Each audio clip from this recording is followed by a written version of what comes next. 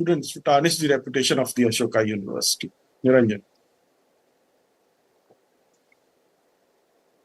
Yeah, it's caste hatred. Now, Professor Sandeep Yadav, you see the kind of slogans that are chanted, right? Brahmin, Baniavad, Murdabad. Yes. Targeting Brahmins, now Baniyas. Do you support this caste hatred on campus? See, actually, first of all, today morning, one picture came out. I wonder you are not debating on that particular topic because that's basically defaming. That picture defames a folk singer Neha Singh Rathore. Actually, that came from a media house, G News, and it says that what is the similarity between? They have displayed two pictures. One Mia Khalifa and one Neha Singh Rathore, and they are seeking connections between these two photos, unnecessarily, and that's true coming from a very irresponsible media house. So we must, debate those things also, which are defaming a girl, a woman, a lady from our country.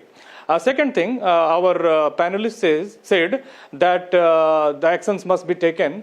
Actually, an article was written by a very famous journalist from Gujarat, Akar Patel, in 2009. 28th August 2009, he wrote an article, and the title of that article is against, is about Baniya Brahmin hegemony. I suppose that my friend has read that article, or you people, since you are from media, you must have read that article. And if you read that article, you won't question these, the slogans raised by the students. Basically, they are not against any community. They are against hegemony. Be it structural hegemony, social hegemony, cultural hegemony, or economical hegemony. Who is controlling the country? So, those students, they informed the university well in advance on 3 issues. The first issue was the anonymous caste census of the university, of the students, employees, non-teaching employees, and the teaching faculties. Because they know in that university, majority of the students, teachers, and the non-teaching staff are from the upper class and caste of the society.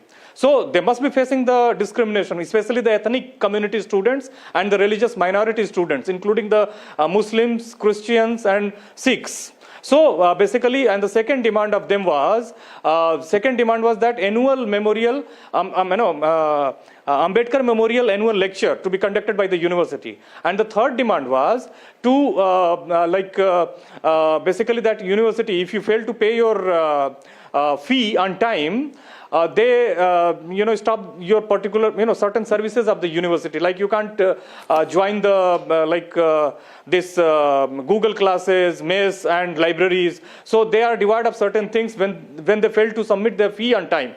So they were demanding against these 3 things, and there is no equal opportunity cell. Though Ashoka University is one of the reputed and one of the biggest and very, probably the best private universities in the country, where especially the students are from the privileged community, though there are certain marginalized community students also. And you must see, listen, let me complete.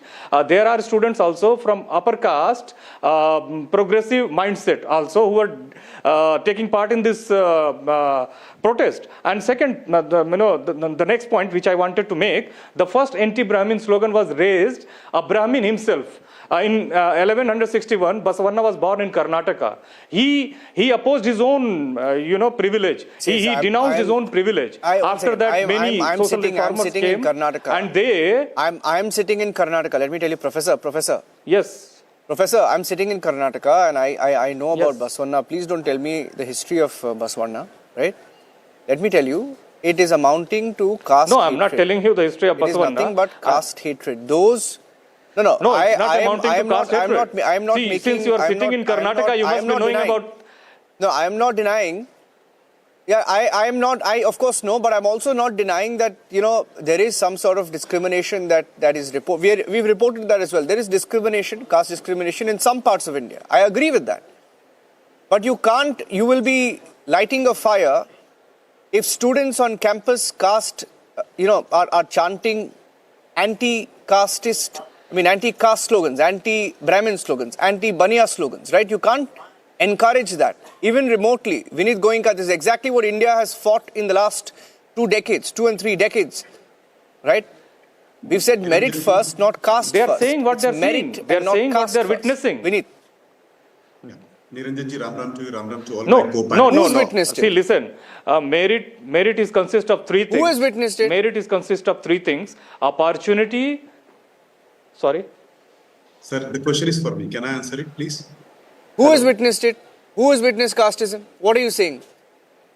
Yeah, Vinit, let Vinit get his say. 2 panelists No, haven't spoken. let Vinit. me. Professor, please extend the Let Vinit courtesy come in for and then you having us respond to him. Vinit. please. Yeah. Niranjanji, Ram Ram to you, Ram Ram to all my co-panelists and all the viewers who are watching us right now. Now, you have, I'm sure Professor has read the famous book called as Enemies Within. Because if he was talking about some unknown author from Gujarat, one article, I have not read it, but I'm sure the book which has sold more than 27,000 copies, Enemies Within, you would have certainly read. In that book, Enemies Within, 2-3 clarifications are there, Professor, which will help you. One, please do not call Muslims as to be minority because they are second majority of this country and don't insult them. A. B. If this is an informed student, I can understand. If the student wants to have a shortcut fame in the era of social media, I can yet understand. But if it is a planned doctrine and been maleficent to undermine the entire country, then it is a concern. More concern is if the students have become pawns in the hands of people like you who understand the gravity of the situation and deliberately been pushed against one particular community, then it is a concern. Let me tell you one more thing. If there are divisions or there are casteism in Hindus, why didn't the student talk about the casteism in Muslim society? How, Ahmadiyas, Bohris, Chiliyas, Devbandis, Chistis, Sufis are being suffering in the hand of Sunni. Why don't they talk about that? Then I would have understood, yes, they are talking about class and caste differentiation in to society. Had they talked about, Orthodox, Evangelist, Syrians, Protestants of the Christians, the reason they are specifically talking about only Sanatan caste is because they've been doctrined for this in the election era. The intention is ill, sir. It is enemies within who are trying to push these innocent students against this. Number 2, for your viewers, Niranjan, I should tell, in Ashoka is a private university, and I was just checking on internet. What is the fee structure? The first year fees itself is 11 lakhs 70,000. So if there is fees, 11 lakh 40,000 has been written here for first year, this thing. How do you say that society, they were unable to pay their fees, and the fees has to be paid in advance, it is written there. So Professor, please do some homework before you come to national televisions like this. The intention of these 4, 5, 15 students were deliberately to create chaos, have a shortcut fame.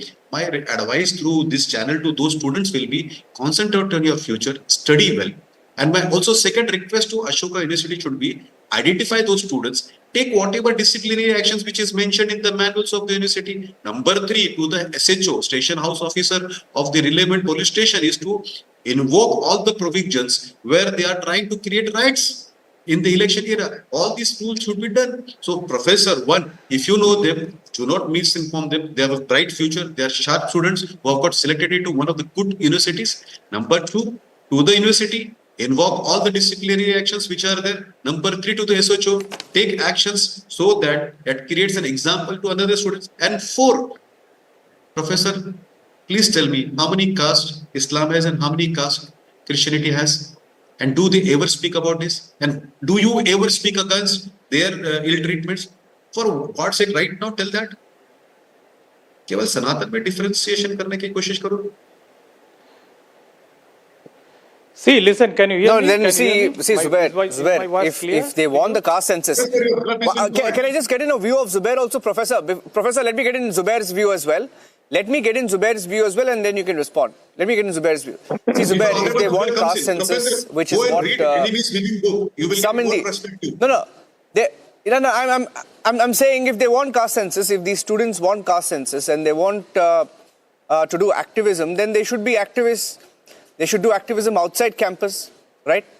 They can join politics, right? But on campuses, what's your take on this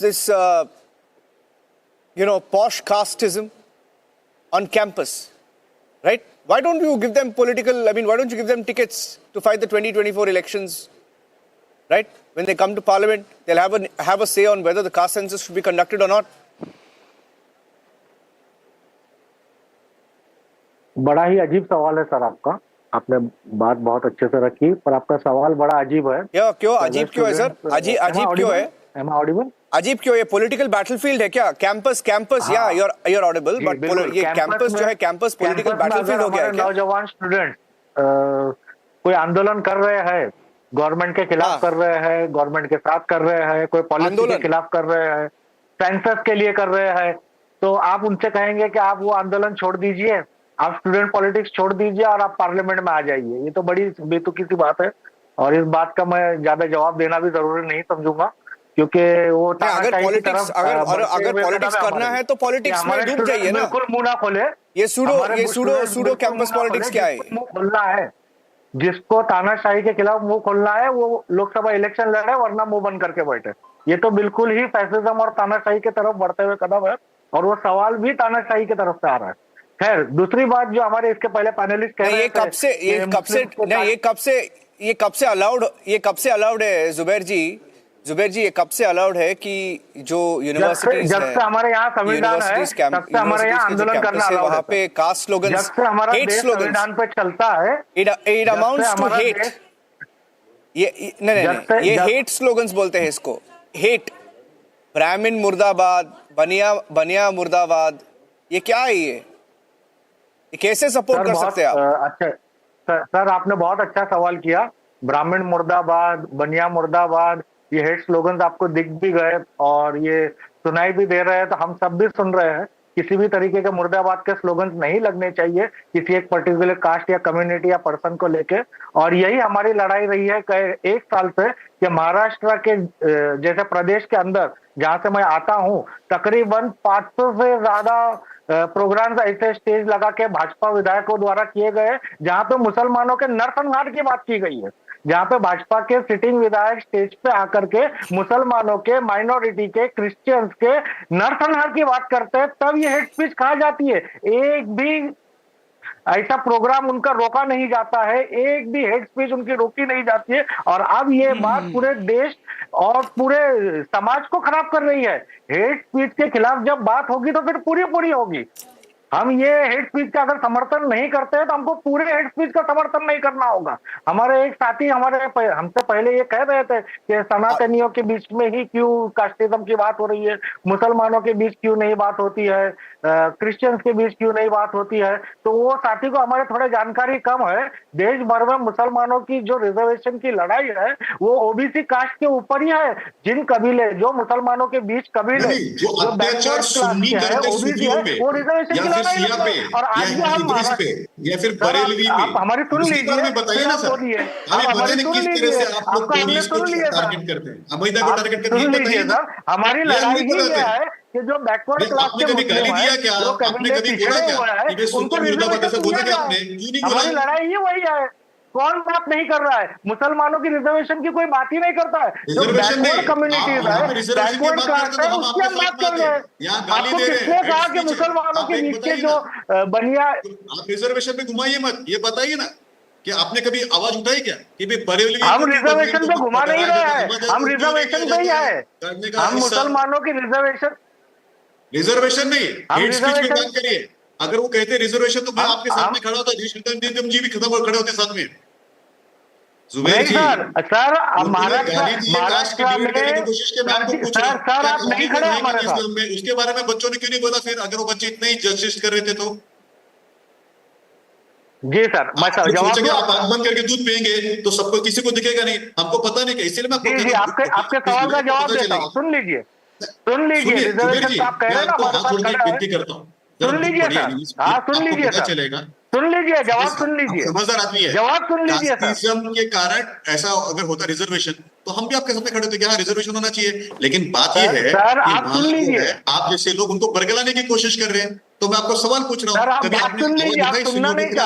कभी आपने कहा कि क्यों बोरियों को तकलीफ मिलता है, अहमदिया को क्यों नहीं इस्लाम में गिना जाता है, क्यों आप लोग सूफी को बताओ, क्यों परेशान है, क्यों परेशान है चिश्ती, क्यों परेशान है चिलिया, ये बताइए। इसके बारे में कभी सवाल नहीं पूछा? सुनिए ना सर, महिलाओं के बारे में सुनिए सर, अगर आप जवाब कहते हैं कि सुनिए। हाँ सर इस्लाम में जो जवाब महिलाएं सुनिए हैं, उनको भी कुछ सर। अधिकार मिले, आप उसके रेटोरिक, बारे में बात करें सर। आप व्हाट्सएप इतने पढ़े फॉरवर्ड लिखे पढ़ रहे हैं सर, आप व्हाट्सएप फॉरवर्ड पढ़ रहे हैं। आप जवाब सुनिए, आप मैं तार्किक और आपको उस बुक लॉजिकल का नाम जवाब बता रहा हूँ, सुनिए। Enemies with in. मैं आपको आप बताऊं, व्हाट्सएप आपको का ज्ञान जानकारी पढ़ रहे कम हैं सर होगी, इधर, आप आपकी जवाब जानकारी सुनिए कम होगी। मैं फॉरवर्ड पढ़ता नहीं सर, और अगर सर। फॉरवर्ड भी आप पढ़ता सुन तो लीजिए अंग्रेजी पढ़नी जवाब आती है इसलिए पढ़ता हूँ। सर, इसलिए मैं आपको आप सुन कहता हूँ लीजिए कि जवाब। अंग्रेजी पढ़ते, हिंदी नहीं पढ़ते, नहीं नहीं नहीं, आज ये स्लोगन्स, 1 minute, एक मिनट, जुबैर आप एंड जैसे लोग बरगलाते हैं, Vineet, see enemies is a within dangerous आप। ट्रेंड। मुझे एक 2 मिनट देशोत्तर दीजिए, निगम, मैं एक जवाब मिनट, दे देता हूँ विनीत इसका। 1 second, विनीत 1 second, अगर देशोत्तर निगम, अनइंटरप्टेड 2 मिनट देंगे These तो। people deliberately एक incite मिनट, these एक minute, students, innocent students, I just want to I want to bring Deshotta Nigam just to once more make into their the debate. political career. Deshotta Nigam is a dangerous Today trend, kind of right? characters Today there are will slogans. instigate the students. Tomorrow there could be violence also, because I just saw a video of them entering a hall, right? And obviously those students who don't resort to this woke casteism, this posh casteism, right? Now, people who don't believe in casteism, right? Many of them may be there on merit, right? Now, this is bizarre. Today there is sloganeering, tomorrow there could be violence. And you can't say wah wah wah to every such video that comes out and justify that as freedom of speech. Yes, Niranjan, let me tell you, it's a private university which has to adhere to the rules, regulation, and laws made by that particular state government and also by UGC. And if these students, and as you rightly said, this is the first step, and the second step would be violence if it is not checked. And if you have any problem with respect to reservation, please raise it with the administration. Don't make a basis of Brahmins and Baniya as your basis for hatred to achieve certain objectives. If your objective is to achieve reservation, why bring Baniyas? Why bring any other caste of Brahmins into it? You stand on your own merits. Now, if you have nothing to stand on your own merits, you will talk about Brahmins, Baniyas, and other castes and creeds. Now, anybody who's very sound on fact and law will never resort to all those things. I never resort to things, especially when I'm contesting a case inside a court. I never divert it. You have to be very focused what you want to achieve. If you want an Ambedkar Memorial lecture, you should talk to your authority. It's a private university.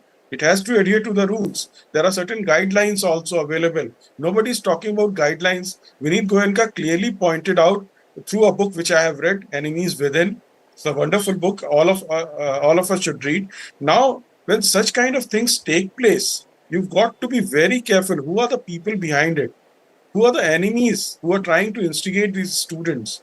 And the guidelines that the university has, it has to be followed. You can't be vindictive towards any other caste. You can't demean them. Brahmins and Baniyas are equally humans. How can you be using all such kind of statements? Tomorrow, the reverse thing can also happen. The only outcome would be violence, as you rightly pointed out, Niranjan. So let us be very, very careful, have self-restraint, and let the university go beyond giving warnings, because these are very serious issues. These are covered under Indian Penal Code. These are violation of guidelines. These are violation of fundamental rights of others to whom they are abusing. Very abusive. These are hatred personified. So let us not idealize such people. Let us speak on merits. If you have issues, focus on issues rather than demeaning anybody else. Yeah, I mean, you can have a debate. I mean, if there's a debate on campus, you can have a debate. That's fine. You have the right to debate. You have the right to speak. But, chanting hate slogans against a caste, you have views on casteism. You're free to have those views on casteism. No, Professor, I'm running out of time. Okay, I'll give you 20 seconds. Go ahead. Professor Yadav, go ahead. I'll give you 20 seconds. Make your point. I'll give you the last one. Yeah. Before Honorable Yadav speaks, can I speak for 20 seconds? What is casteism? I want to make, sir, let me speak. See, I want to make it clear what is casteism. See, there are 4 people in the panel, and you have termed them, 2 of them as political analysts, me as a Dalit activist. I don't know the other friend. So I'm not a Dalit. Actually, basically, I'm a human being. So I'm also a political analyst. I know politics, not better than them, no less than them. So the first thing is that you could have written me political analyst. So the second, this is casteism. See, one of our socialist thinkers, he said, caste is a kind of insurance policy which works without premium. So those students want to sow that thing, and they are not raising any anti-Brahmin slogans. See, if you know history, you go back to Tamil Nadu, the first anti-Brahmin slogan was raised They're not, in Saudi what are you saying they're not saying tenure. anti-Brahmin slogans? The first anti-Brahmin slogan was raised by Justice Party in Madras presidency, the first in Mysore presidency. So, you know, when the Brahmins were overrepresented in Professor the presidency, the non-Brahmins, they revolted against them. Okay. And I've run out of time. We'll take this. We're debating this again. We're debating this again with Arnab on the debate. Let me complete. Professor Yadav, only because of running out of time, I have to interrupt you there because we're debating this again. Let me complete. Quickly. It's a very valid time. Let me complete. See, I tell you, see, the students are not wrong. Don't defame them. In our parliament, people say katua, and the other friend, lawyer friend, is saying that this will happen, that will happen, nothing will happen. See, you are afraid of violence. See, a particular community is asked to, realize one thing. A particular community. Students have a right to study. Students have right to protest. Students have See, right to speak. Okay. But the students cannot demean somebody. And you are trying. Okay, I've run out of time. This I've run out of time. listen. Professor Yadav, I've Let run me out of time. complete. Vinit Goenka, Reshwata Nigam and Zubair. I've run out of time. We'll debate again. I've run out of When time, sir. I have to end the debate. We'll come back. We'll speak again. Thank you very much. We'll speak again. We're debating this also with Arnab at 9 p.m. Thank you very much.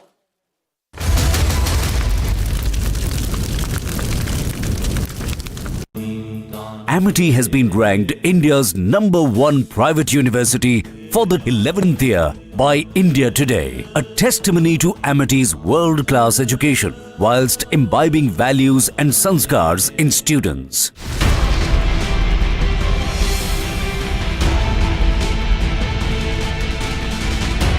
INDI alliance वाले लोग बार बार जानबूझकर हिंदू धर्म का अपमान करते हैं। इनका हर बयान बहुत सोचा समझा हुआ होता है।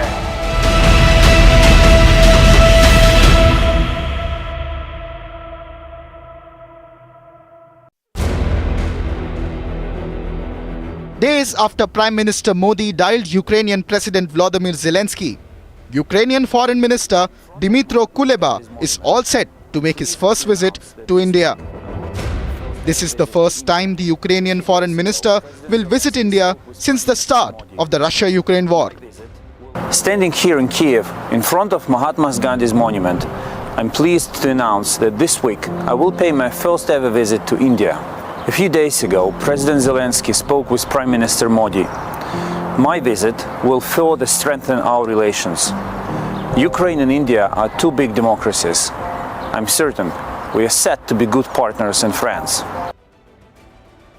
The visit of the Ukrainian Foreign Minister comes after President Zelensky extended an invitation to Prime Minister Modi to visit to Ukraine later this year. The Ukrainian Foreign Minister is expected to hold high-level dialogues with External Affairs Minister Dr. S. Jaishankar. On the top of Ukraine's agenda is going to be lobbying for India's support for the upcoming peace summit scheduled to be held later this summer in Switzerland.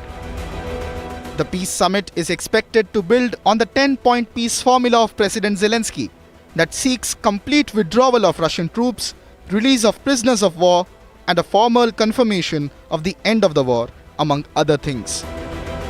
India has so far not announced its participation.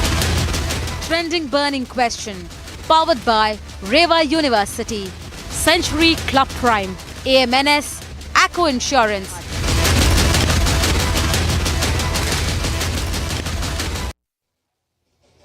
Hello and welcome you watching the Trending Burning Question with me, Shavin Sen. Ladies and gentlemen, 6 Pakistani High Court judges have accused the ISI of meddling in judicial matters, employing tactics such as secret surveillance, abduction and torture of family members to sway case outcomes.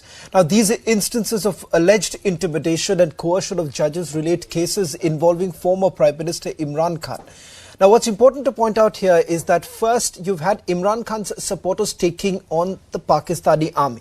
Then, after widespread rigging that has essentially taken place during the Pakistan election has resulted in a situation there has been palpable anger on the streets of Pakistan. It does appear that Pakistan is crumbling within. And that's the reason why for the first time you're looking at sitting judges taking on the all-powerful, almighty ISI. Take a look at this detailed report.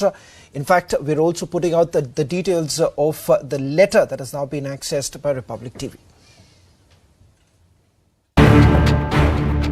6 top judges in Pakistan have exposed the ISI. The judges have written a letter to the top court council to look into the allegations against the ISI. They claim that the senior judge of the Islamabad High Court, Shaukat Aziz Siddiqui, was wrongfully removed after he pointed out the involvement of ISI operatives in judicial rulings. The charges levelled are grave, from intimidatory tactics to secret surveillance and even abduction and torture of the family members of the top judges. Instances of alleged intimidation and coercion of judges were pointed out in cases related to jailed former Prime Minister of Pakistan Imran Khan.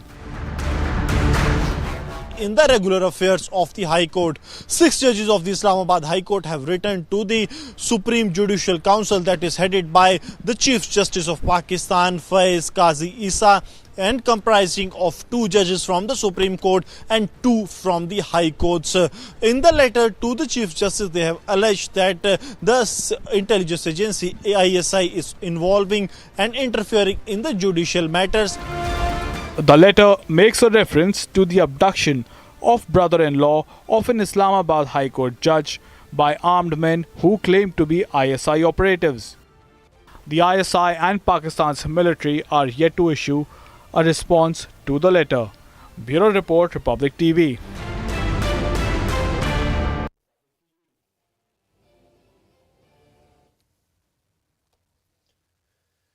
Joining us on the broadcast, Faraz Saeed from Pakistan and General Dhruv Katoch. Faraz, this is also unprecedented by Pakistani terms. You have sitting judges, 6 judges exposing the ISI, and this is exactly what we have been saying for years put together. That the problem essentially being that if at all you rely just on the ISI and the Pakistani army, a situation would essentially come up that there will be revolt, there will be internal revolt, and this is just the beginning. Yes, I mean, ever since the 6 High Court judges, Islamabad High Court judges, have written a letter to the Supreme Court and Supreme Judicial Council, it reminds us of what used to happen back under General Musharraf's era, where grotesque visuals were witnessed of how the then Chief Justice of Pakistan was treated at the hands of the dictator. It is abhorrent. It should be investigated, and that's why the Prime Minister, Shehbaz Sharif, and the Chief Justice held a 1.5 hour long meeting to discuss the terms of reference. You seem to be very optimistic. You think, you seem to be very optimistic because you believe that Shehbaz Sharif, the man who has been installed by the Pakistani army and the ISI, would be in a position to even begin any sort of probe. And as I understand, this is the same very judge who had taken on the Sharifs. So are you really suggesting that, and are you really serious about the fact that you believe there would be some sort of an investigation that would have been carried out? I mean, the only right way is to hold meetings, to establish a commission which would investigate serious and grave allegations that have been leveled against Pakistan's security agencies by the High Court judges, because again, there has been a history. Nobody has really spoken up. We saw in 2007 a lawyers' march where all these current political parties who are in power right now, which the coalition is under the PDM, were part of those lawyers movement, where lawyers and the judiciary was intimidated by the dictators. And we have to remember that all those agencies who were intimidating the judiciary back then would do so again in the future and currently. Now, I agree that it is a situation of adverse understanding. But what can be done? I mean, are we looking for another lawyers' movement against the government, against the agencies, or are we going to go by books, where a commission would be established where it would investigate the matters, and if there is some, substantiated proofs that the agencies are involved in intimidating the judges, then of course the Supreme Court will take its course. General Dhruv Katoch, Faraz appears to be extremely optimistic of the current situation and hoping that there would be a fair investigation. But look at the details of the letter that has been put out and the allegations that are being levelled here. Grave to say the least here, where they're clearly talking about that there has been considerable pressure. Considerable pressure was brought to bear on judges by operatives of the ISI over a case facing Imran Khan. So it's a clear indication, General Dhruv Katoch, that you have the ISI essentially dictating almost every terms of the functioning of not just the government, it appears also from the judiciary. This was known, but what is astonishing is that today you do have the judges on the brink, willing to risk their own lives in Pakistan and putting this letter out to the Chief Justice of India, and not just that, naming those very officers. So you go a step further and name those very officers of the ISI who have been directly putting pressure on the judiciary. Thank you, Shaban. I totally agree with you. I think that the situation in Pakistan as far as the judiciary is concerned has reached a breaking point. Now, along with the letter, there were two annexures giving out details of the cases. And some of those cases, besides coercion, it is very simple cases of blackmail also, where through secret cameras, they have recorded the sexual deeds of the judges and their families. And they are using those instruments to blackmail and coerce the judges to give a judgment in their favor. Now, the judiciary being one of the support pillars of the state, when that begins to crumble, I don't see too much hope for Pakistan. Now, importantly, as the panelist from Pakistan has very rightly stated, the movement which took place in 2007 was a very strong movement. It was the lawyers' movement supported by all political parties, which saw Musharraf being eased out of power. Now, I think Pakistan is in for another movement like that. It cannot simply be left to the state or any agency by, Nawaz, the Sharif, Shehbaz Sharif ordering some sort of an inquiry to look into the matter. That is not going to work. There has to be something much more deeper and much more effective to be carried out. Otherwise, this is not going to work. I'm afraid that the problem goes even deeper as far as the politicians are concerned. If this has happened to the judges, I'm quite convinced that every single political party, their leaders and their families would have been compromised in some manner or the other. It's a big world, and it's very easy to sort of compromise people, especially in the bedroom. And if those secret cameras have recorded anything there, then the people who are involved, they would be very chary of anything coming out in the open. So for Pakistan, I think it's going to be a very, very long road ahead. I think the solution does not lie with the executive. The executive is going to fail. I can guarantee you that, because the people who will be in charge in the executive, possibly they may also be under a blackmail threat. So it has to be, I think it has to be left to the lawyers' movement and to the judiciary. The Chief Justice has taken a stand along with the Judicial Commission, the 5-member Judicial Commission, which includes the Chief Justice, which I think is a very appropriate step.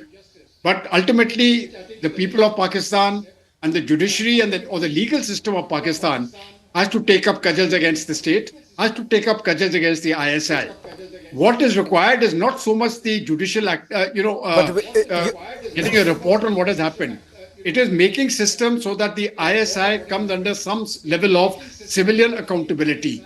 If that does not happen, I don't see too much change. Shavan. No, civilian accountability can only come in, General Dhruv Khatoj, when people like Faraz Saeed would actually admit the fact that, you know, the ISI as well as the Pakistani army's role should have essentially been at the border, not right in Islamabad or in Rawalpindi. The fact of the matter is that, Faraz, how long can you blind yourself by simply saying that, look, everything seems to be absolutely fine as long as you do not touch what you would say perhaps the holy cow here? I mean, I started off with admitting the fact that, intelligence agencies in Pakistan have a history. In fact, we out of about 73 to 75 years of Pakistan's independence, majority rule has been taken over by the military. And it is no hidden secret. And as I mentioned earlier, the 2007 movement, Doyle's movement for the independence of judiciary against the intimidation by the then dictator was something of substance.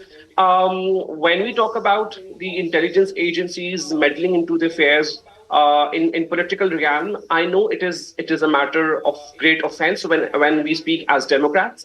And in any kind of democracy, meddling, military or military establishments meddling into domestic political affairs is unacceptable and should be unacceptable. Now, this was continued even after 2007. I want to remind you that during Imran Khan's government, around 2018, there were chief justices of Pakistan who were in cahoots with the then establishment, who were in cahoots with the then military intelligence agency, willingly writing judgments to appease the people sitting in the power corridors in the establishment. However, now, because there has been a wide difference between within the state, because again, there are people in the country who are supporting Imran Khan, who are supporting the defiance of Imran Khan, and there are people who are supporting, the current establishment.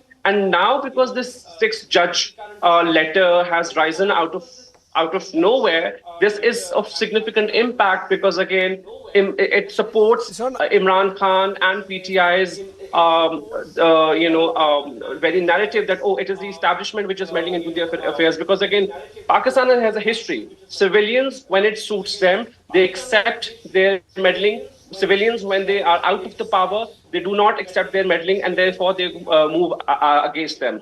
So when we talk about Pakistan and we have a discourse about Pakistan's establishment's involvement, there are majority part of the civilians who are one way or the other supporting the meddling of the of this establishment's meddling into Pakistan's political realm or electioneering. Imran Khan in 2018 won election by the support of military establishment, by the support of judicial establishment, and all of them were in cahoots. Today, if Imran Khan sits out and the current government, if it has won power, it is because all of these powers are in cahoots. The establishment, the intelligence agencies, and this will go on because, again, this is the way Pakistan works. This is the way Pakistan's polity has been working in for the past 75 years. And yes, I do agree that I don't think so. I'm not too sure what really works here right now, but General Dhruv Khatoj, a broader picture of what Pakistan essentially faces today, starting from the attacks that have taken place right now in Gwadar. Then you also have, as far as the CPEC project is concerned, it is now, held back primarily because of the attacks that have taken place. The Chinese appear to be completely upset with what's really happening there. So it's on a complete back foot. Begging before the IMF is not really going to take them any way forward because technically they're basically running out of any funds that they were really expecting. Shaban, I think this is my personal view. I think the Pakistani political establishment missed a very golden chance in the previous elections.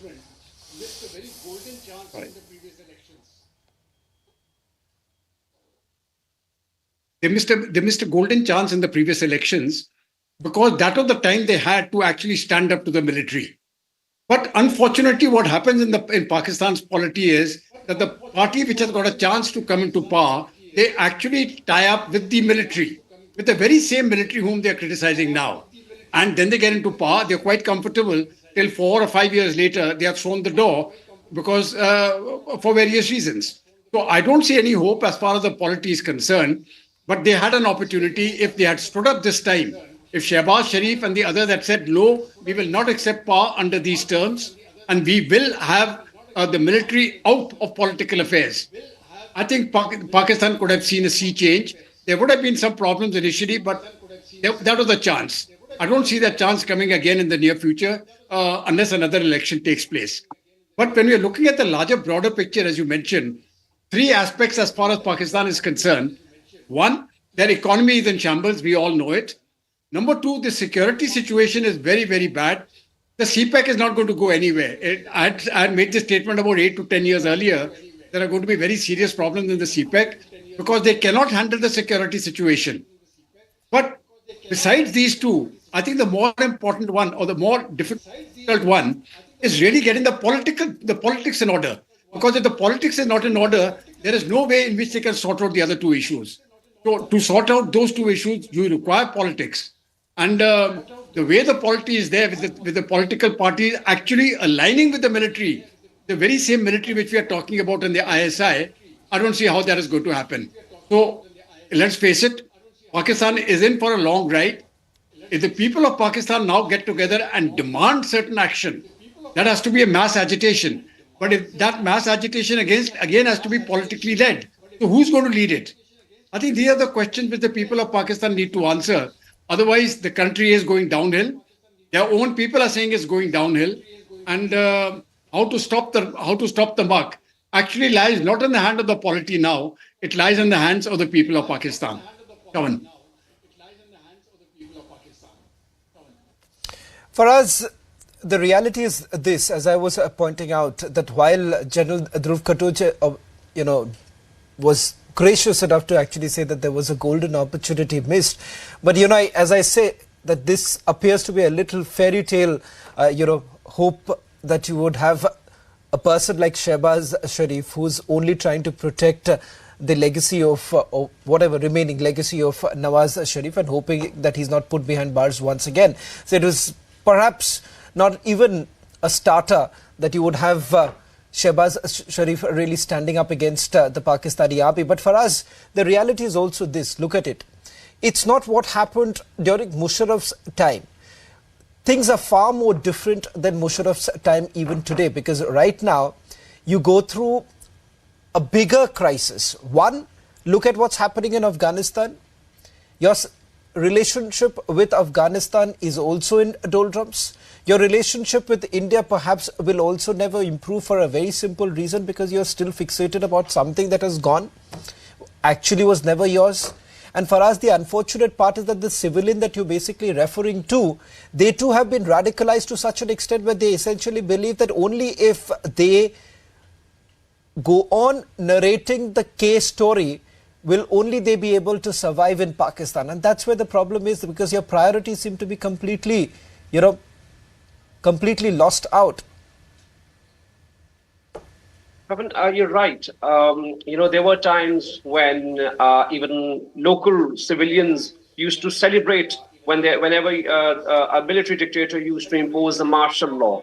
Even current politicians in the past have been celebrating martial laws because, again, they were the poor beneficiaries, and local populists used to celebrate whenever there was a military takeover. However, things are actually changing because they've actually been contributing or in democracy, and when they see that there's a major setback, that even their votes are not bringing any kind of change in the democracy or bringing any kind of or adding value to their lives and in the current structure of the country, they are somewhat unhappy. And of course, the letter which has been written by the 6 High Court judges is somewhat a stamp on what people think and how even the judges of the High Court are ready to stand up against the common practice which has been going on for the past 75 years. Now, that's a big change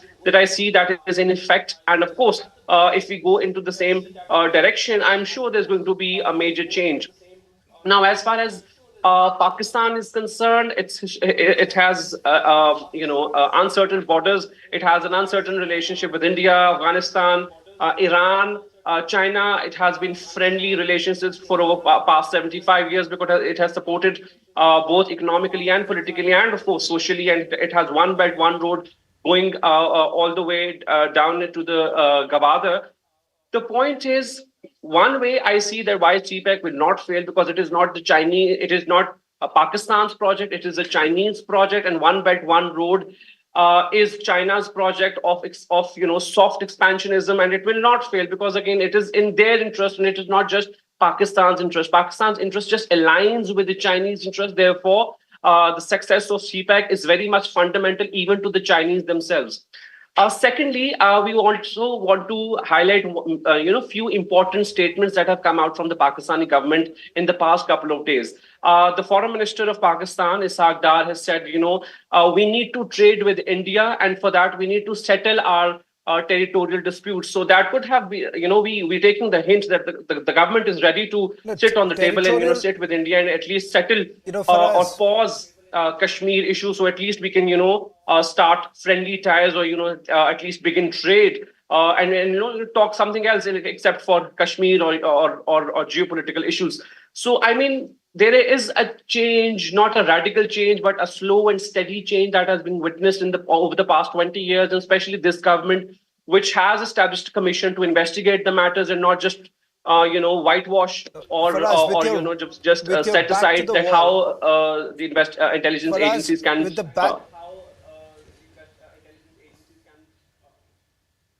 Faraz, with your back to the wall, you are left with absolutely no choice but to mend your ties. But the fact of the matter is, General Dhruv Khatoj, one last word from you. Can you really expect any sort of change that Faraz is really talking about? Because I don't see that change really coming in. The ceasefire agreement has also been violated by Pakistan multiple times, not once. The fact that you still have the jihadi terror networks operating from Pakistan-occupied Kashmir without, perhaps making any, a single amount, an iota of change has also not taken place. Very frankly, I don't think any change is going to take place within Pakistan, and there are multiple reasons for it. But I would like to start with the CPEC. Faraz has mentioned that the Chinese want it, so it will succeed.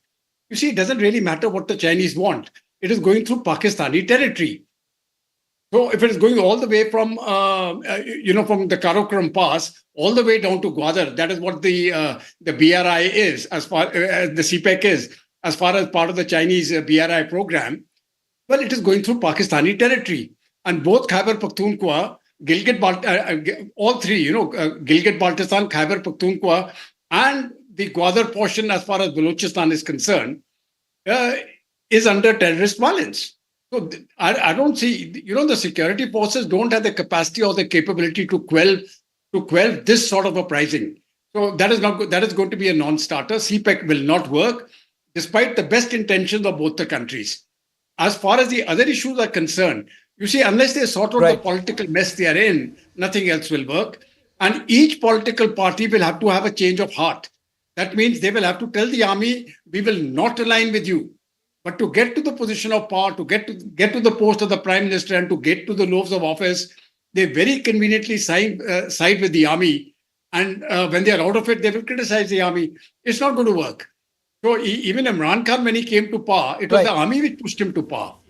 I mean, he has admitted he has made that statement himself. So it is not something new which I'm saying. So I don't see any change coming out. You also spoke of radicalization. I'm afraid Pakistani society has been radicalized to a very large extent now. Earlier we thought it was just about 5 to 10%. I think it has crossed over 50%.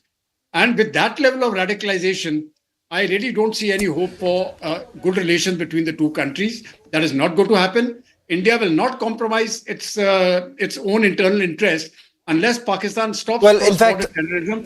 General Dhruv Khatoj. Right. Yeah.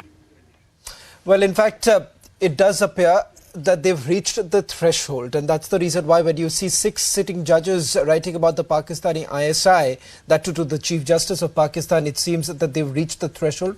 Remains to be seen whether at all, as Faraz has been saying, there will be any change, but that's being extremely optimistic when it comes to Pakistan. That's all that we could have in this edition of Trending Burning Question. On the other side, the big debate coming up with Editor-in-Chief Arnab Goswami.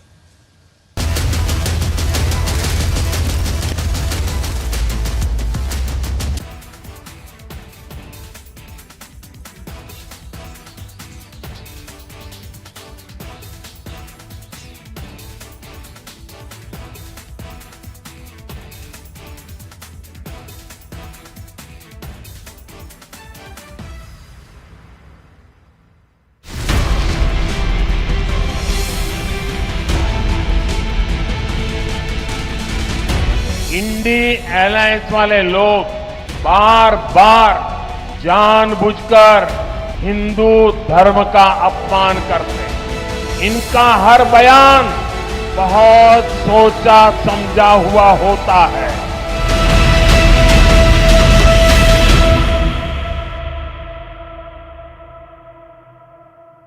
जब मैं जम्मू और कश्मीर बोलता हूं तो PO को इसके अंदर ही आता है। एक सेकंड भाई, सुनो तो, सुनिए तो, आप मुझे बोलने नहीं देंगे। आप मैं स्पष्ट करता हूं, माननीय मंत्री जी प्लीज। मैं जब जम्मू एंड कश्मीर बोलता हूं, माननीय सदस्य, इसलिए एग्रेसिव हूं कि जम्मू एंड कश्मीर के पीओ को आप भारत का हिस्सा नहीं मानते हो क्या? एग्रेसिव ना हो, जान दे देंगे इसके लिए। क्या बात कर रहे हो आप? एग्रेसिव होने की क्या बात कर रहे हो? जान दे देंगे इसके लिए। 5 years after, the Union Home Minister announced the abrogation of Article 370 in Jammu and Kashmir.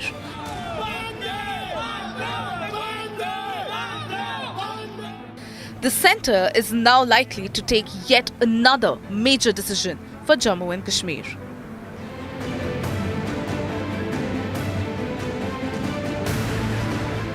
Union Home Minister Amit Shah, in an interview to a publication in J&K, said that the central government will consider revoking the Armed Forces Special Powers Act in the valley. Amit Shah also said that the government has plans to pull back. Hindu धर्म में शक्ति शब्द होता है। हम शक्ति से लड़ रहे हैं, एक शक्ति से लड़ रहे हैं। इंडी अलायंस ने अपना घोषणा पत्र शक्ति को खत्म करने के लिए किया है।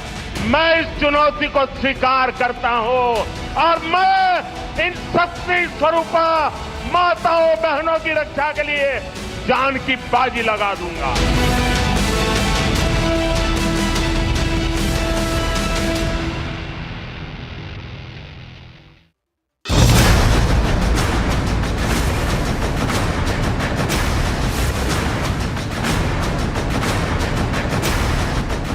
कांग्रेस को जब से कर्नाटका में मौका मिला है तो इन्होंने कर्नाटका को अपना एटीएम बना दिया है।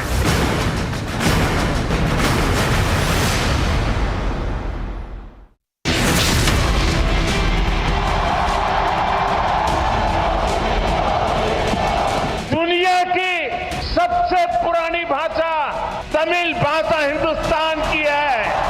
मैं दुनिया को बताना चाहता हूं, सबसे पुरानी भाषा का गर्व प्राप्त है, वो मेरी तमिल भाषा है।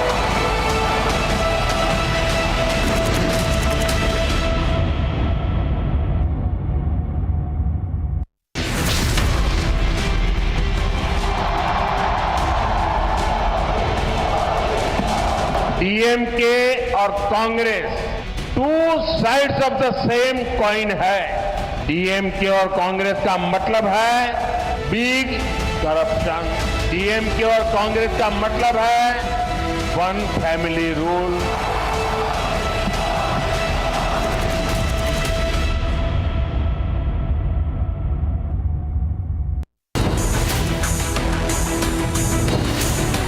600 lawyers, led by Harish Salve, seek CJI's intervention.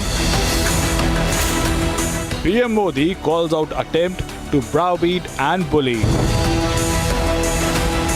Re-election attempt to browbeat the judiciary, debating tonight at 9 p.m.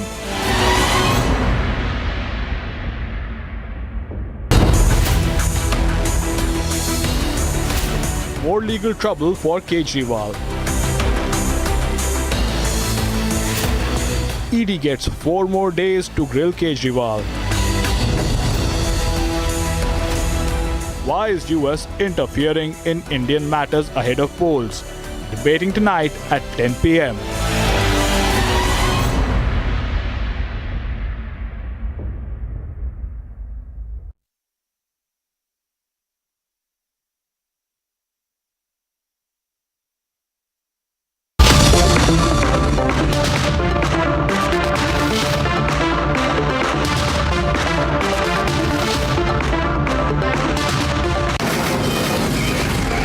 From the Delhi studios of Republic TV, it's time for Arnab Goswami on The Debate.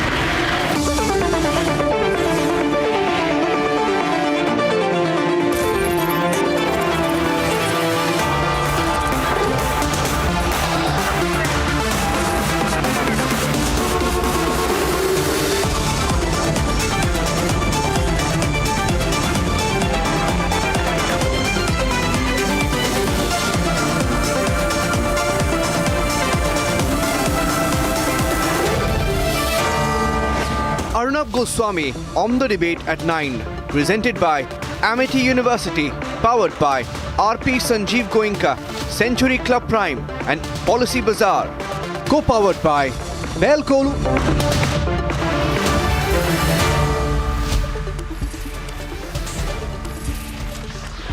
Good evening and welcome, viewers. Controversy is raging around the Supreme Court once again.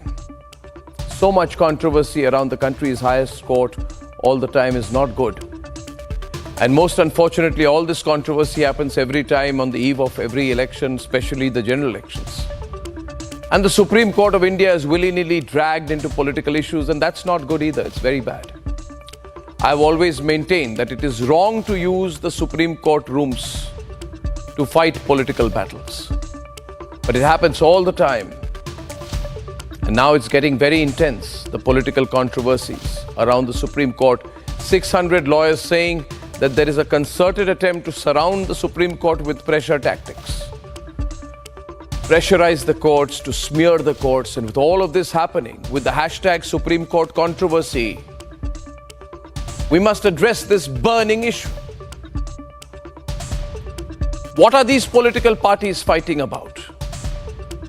If the fight is over money and access to money, if the fight is over whether some parties are getting more money and others are getting less money, and the fight is over whether you got more money, I got more money, you got these many crores, I got these many crores, ladies and gentlemen, fight it out in the public arena. Why make the Supreme Court the center over a fight over money? What is this fight about, really? Is it about whether the PMLA Act should be used against scam kingpins? Then why drag the courts into it?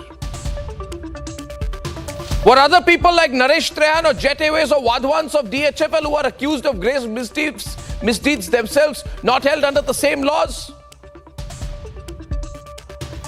Which political parties were they contributing to? Let's not imagine that all these fights are happening in a vacuum. They are not technical fights. They're in the real and political world. And these fights should not extend to the Supreme Court premises.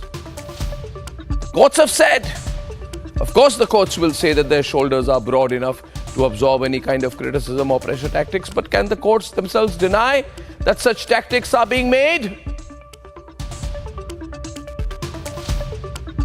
Can the courts not see that it is the same people using the same tactics, getting the support of the same sections of the media, and operating in those very same echo chambers every time there is a general election? What's going on? What's going on? Political fights in the middle of the Supreme Court. Attempts to drag the Supreme Court in the middle of all this. So amidst this latest Supreme Court controversy, hashtag Supreme Court controversy, my question is very elementary. Has the country's highest court become the arena of the pre-election battle of 2024? Is that what we want, viewers? Will this institution also see all the politicians using it to fight each other? Come on, fight an election. Don't fight proxy battles in the Supreme Court of India. Debate number 1 tonight, 600 lawyers allege pressure on the Supreme Court.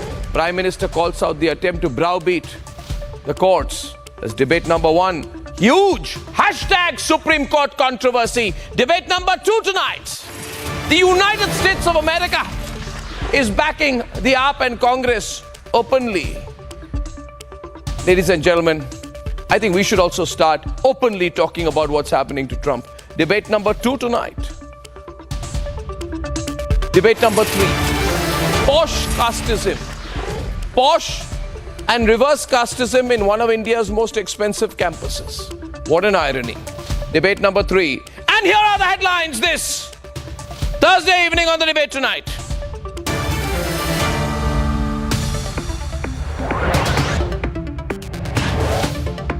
As 600 lawyers talk about the pressure on the Supreme Court, the Prime Minister calls out the attempt to browbeat and bully.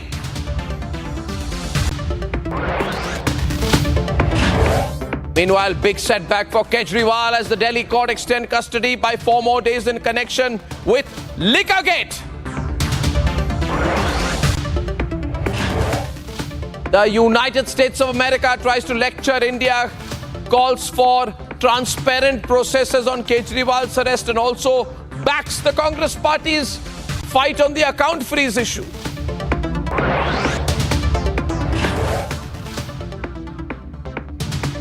Open Castism on the Ashoka University campus as the students resort to posh Castism, raise anti-Brahmin, anti-Baniya slogans on the campus. After a 14-year break, Govinda is back in politics.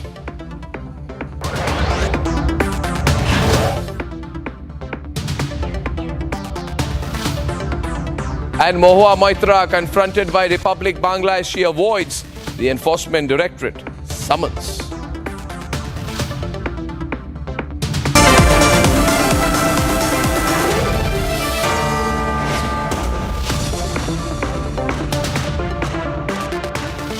Ladies and gentlemen, first, hashtag Supreme Court controversy. Truly, this is being discussed for the last few days. It's become obvious. Overtones, undertones, discussions, media reports, comments, fights. And now you have, in the middle of this raging hashtag Supreme Court controversy, 600 eminent jurists writing to the Chief Justice of India expressing their deepest concern over what they call vested interest groups trying to put pressure on the judiciary. The Prime Minister also had to weigh in today amidst the hashtag Supreme Court controversy. Ladies and gentlemen, it's a serious matter. Let's debate. Aspersions on the Supreme Court, one of the most revered institutions. They have not simply got rid of Article 370. They have dismembered the state of Jammu and Kashmir by mischievously misinterpreting both Article 3 of the Constitution and Article 370 of the Constitution. हम इस judgement से satisfied नहीं है। मेरा मानना यह है कि सुप्रीम कोर्ट सुप्रीम ज़रूर है मगर इनफेलेबल नहीं है। हम अपने एक लीगल हक के लिए लड़ रहे थे। हमको किसी से खैरात की ज़रूरत नहीं है 5 एकड़ ज़मीन की। 600 eminent lawyers have now written to the Chief Justice over the issue. हमारे जैसे वकील हम डिफर कर सकते हैं व्यूज के, जुडिशरी के जो जजमेंट को हम कह सकते हैं कि ये ठीक नहीं किया, परंतु हम उनके कार्य करने के और उनको ये सर्टिफिकेट देने के एंटाइटल नहीं है कि अच्छा कर रहे हैं या गंदा कर रहे हैं। रिलीफ दे दिया तो बहुत अच्छा है, नहीं मिला तो गलत है। हमारी जुडिशरी कानून के अंतर्गत काम करती है। With even the Prime Minister weighing in on the issue. Not just the government, some even in the opposition backed the move. It's very alarming and very disturbing to read this story because India is a free country. Our forefathers have fought the British to get freedom into this country, and if in the most important out of the 4 pillars, our judiciary is one of the most critical pillars of our freedom movement. And if that a lot of lawyers feel is compromised, it's extraordinarily alarming and worrisome. Is there an attempt to selectively undermine the judiciary? Let's debate.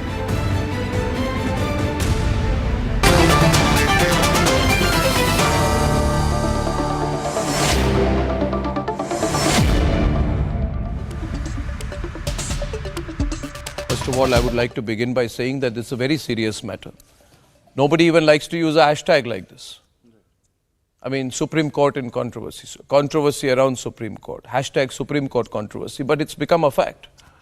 After this letter, and then the Prime Minister being forced to weigh in on the situation, and the Prime Minister also saying that there's an attempt to browbeat. This is not good. It's not good, Abhishek. I don't see why you have to retweet it though. I mean, by why you don't see why the Prime Minister had to retweet? If he's retweeted it, he's made it a out and out political battle. Because he is endorsing what the 500 lawyers, 600 lawyers are saying. What is wrong in what the lawyers have said? And one of the signatories is Harish Salve, who's argued the electoral bonds case. No, what is wrong in what the lawyers have said? So is the Prime Minister criticizing the electoral bonds judgment? Which he has also done at a rally, mind you. He has said that they will start saying Sudama was also corrupt. Because all I'm doing is asking for donations. Now, you have somebody who was Solicitor General under the BJP, Harish Salve, who is a signatory to this letter. This is a full-on assault on the Supreme Court, Mr. May I now come in with my view? You know, you are taking outrage at the fact that the Prime Minister has retweeted it. The Prime Minister is also a citizen of the country and holds the highest post in government. He has every right to have a view. And if the Prime Minister feels also there is an attempt to browbeat the judiciary, he's coming out in defense of the judiciary. Now, having said that, please, I have seen many podcasts of late. It's become the trend nowadays, Sanju, podcast. PMLA is bad, remove PMLA, application of PMLA, courts are not giving relief, courts are not doing their duty, courts are failing the people of the country, Supreme Court is not listening to us. For God's sake, was it the same PMLA under which Naresh Goyal and Rana Kapoor have been put in jail? Who's saying that? Have it been? It's a was it? No, 1 minute, please, Abhishek, 1 minute. Abhishek, 1 minute. Abhishek, 1 minute. 1 minute. Listen, I am not going to ask. I am not going to ask who Naresh Goyal and Rana Kapoor were giving money to. I am not going to ask that question. But I will ask, podcast to malign? You malign? Who? You malign the judiciary? Oh, judiciary is not giving us relief. Is the judiciary bound to give you relief? And if you don't get relief, this campaign starts. But this letter, the credibility of the courts. The credibility. Allow me to complete my point tonight, please. Allow me to complete my point. The court's credibility. The court's credibility is being affected. 1 minute. Sanju, has Prime Minister Modi drafted this letter? Outrageous. Has the Prime Minister drafted this letter? That's my outrageous. Why is he tweeting it? Outrageous. Why is he endorsing outrageous. He agrees with it. He is not an ordinary citizen. He's agreeing with it. He is the head of the executive leading an assault on the judiciary. What is happening is very He is the head of the executive wing of the government, leading an assault on the judiciary, which is also a wing of the government. You see, I'll say one thing before I come to you. What is happening here, viewers, is these lawyers get a lot of money. And they get so much money. They get so much money that the clients expect them to win. And then these lawyers who get a lot of money go to the courts, charge a lot of money. Money. And after having charged a lot of money, go lose the case. So they are losing their credibility with their own clients, because the clients say, we're giving you a lot of money and you're losing the case. Show me the money. So you're losing the case. Show me the money. So you say, 1 minute. Why make a serious point? You are losing credibility with your clients and you're blaming the credibility of the courts. Who is they? Harish Salve is blaming the court. I am not. I am saying here tonight the lobby, which is losing cases despite getting a lot of money. And they can't win the case. Therefore, they want to question the courts. And that is what is happening. Sanju is on the debate. Abhishek, you had an uninterrupted and unfortunate run for the last 7 minutes. Sanju, he says the Prime Minister should not have endorsed the letter. You know, Arnab, I think ever since Prime Minister Modi has taken charge at the helm of affairs in 2014, immediately within a year, we saw in 2015 the unfortunate Akhlaq lynching case. And then you had this award Wapsi gang, led from the forefront by the likes of Nayantara Sehgal, Uday Prakash, Javed Akhtar, Shabana Azmi, Shabnam Hashmi, Mangesh Dabral, so on and so forth. Now, what I want to tell you is, more importantly, your audience, is that ever since 2014, what has been the narrative that has been peddled by the other side? And when I say the other side, I don't just mean the Congress, the TMC, the DMK or political parties, but I also mean an entire cabal, an entire ecosystem of YouTubers, which is the famous epithet given by Arnab Goswami, and what Prime Minister Modi called the perennial Khan market pessimists. Look at it. The moment Supreme Court doubted the credibility of the Chandigarh election result and said what Anil Masih had done was wrong, nobody from the BJP came forward, and I've been on a zillion debates. None of us said, we doubt the validity of the Supreme Court. Why did Supreme Court castigate Anil Masih in no uncertain terms? But when the same Supreme Court refuses to give relief to a Sanjay Singh, a Manish Sisodia, or a Satinder Jain, or an Arvind Kejriwal, the entire lobby is up in arms. They even doubt the bona fides of CJI Chandrachud. I remember a couple of years back, there was this famous demonetization judgment. Demonetization has had, people from both ends of the spectrum, people who think it was a great disruptive, measure, and some who feel that it failed. Now, be that as it may, Justice B.R. Gawai said that the Modi government, when it came to demonetization, it was a very well-intentioned move which largely achieved its objectives. The entire lobby came hard on B.R. Gawai, doubting B.R. Gawai's credibility. Then very recently, I have been... Tweet the letter. Why is the Prime Minister attacking Chief Justice Chandrachud on Twitter? Can you answer that? I don't want to shout with Abhishek because, I think he's sitting in the studio. He's sitting in the studio and he's howling. Abhishek, I did not heckle you. Let me finish, then you can rebut. I just have this to say. This is the same lobby. Answer the question. This is you are not somebody who I am accountable to. It is Arnab Goswami who's the anchor. You are not the anchor. Abhishek, please don't, hallucinate. Let him. I am not allowed you to interrupt, so please, let me put me on air, please. Otherwise, you get tempted to interrupt. Continue, please. Can I just finish gave you the introductory round. I want to get everyone in, please. Thank you. This is the same lobby. This is the same lobby which never raised even a squeak when Arnab Goswami was arrested. But this is the same lobby, the same Lutyens gang, the same Awad Wapsi gang, the same, Hathras gang, which when Siddharth Vardarajan ke khilaf the BJP said in the fake tech fog story, we are going to investigate you, the Editors Guild, it went berserk. This is the same lobby which will raise its voice against Kathua, and rightfully so, but will not speak a word against Sandesh Khali. This is the same lobby which will speak about some you want to answer the question, guys wearing will you a answer why the Prime Minister retweeted it? Or one minute. Abhishek. This is the same lobby which will say that some guys wearing a safran bandana chanting Jai Shri Ram, that is weaponization of Jai Shri Ram, but they don't have the guts or the gall or the audacity to question Shah Jahan Sheikh. They will continue to mollycoddle him. And this is the same lobby which will question Abhijit Ganguly joining the BJP after resigning from the Calcutta High Court, but they will not talk about an Abhay Thipse who did not even spend 1 month as cooling off period, and immediately after retiring from Bombay High Court, a sitting judge joins you the next year, we're not supposed to question. And this is the same A sitting High Court judge joins your party, you're not supposed to question. Can I get everyone on, please? Thank you. Changasi, when Narendra Modi was I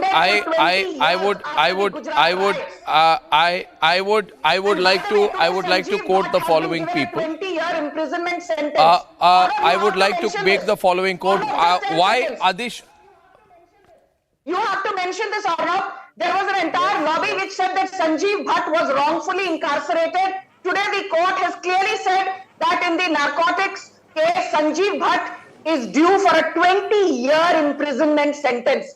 And I think the lobby must be burning. The lobby must be rattled. Ki Sanjeev Bhatt, our poster boy, who implicated Narendra Modi, इसको कैसे court से रियायत नहीं मिली? Calcutta High Court as candidates. Okay, 1 minute. Now, can both of you pull back, please? Point being made, Adish Agarwal,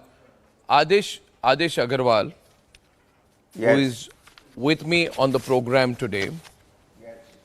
Your video went viral recently when you were pulled up by the Chief Justice of India. That video went viral. You were pulled up by the Chief Justice of India. And now you write a letter saying that the Supreme Court is under pressure. You are the President of the International Council of Jurists London, Chairman of the All India Bar Association and President of the Supreme Court Bar Association. Sir, why are you writing this letter to the Chief Justice? Because Mr. Agarwal, it is very embarrassing. The Chief Justice himself said, my shoulders are broad enough. I can manage the pressure. We can manage the pressure. Are you embarrassing the Chief Justice of India by writing this letter to him? Is this a fallout of the electoral bonds case? First of all, no. I welcome the decision of the Honorable Supreme Court on electoral reform. And, no voice nahi aa rahi. Hello. And I also, but only on the point of procedure, and that was actually not the mistake committed by the Honorable Supreme Court. It was the mistake committed by the advocate on record of the petitioner, Mr. Prashant Bhushan. Because as per law, we are having the advocate on record in Supreme Court. They are supposed to pass the examination and they should tell the procedure to the court, because judges are coming from different high courts. They were not practicing as an advocate on record. So I pointed out that lacuna was there, and actually I was not pulled down by Honorable CJ. He was very calm. He just pointed out, as Adish Agarwala has written a letter, I was empowered to do so, but court found that it is too late because already orders have been passed. It is so whatever we have to obey the direction decision of the Honorable Court. We should not protest like what Mr. Kapil Sibal tried to do. But whatever, should these matters become public matters? The question being, let me say, Mr. Agarwal, you see, both things are bad. Yeah. Attempts to, both things are bad, I feel. First attempt, I believe that of late, in the last 2-3 years, 1.5, 2 years particularly, as the opposition has become weaker, there is an attempt to make the Supreme Court feel or give an impression that the Supreme Court is the opposition of the country.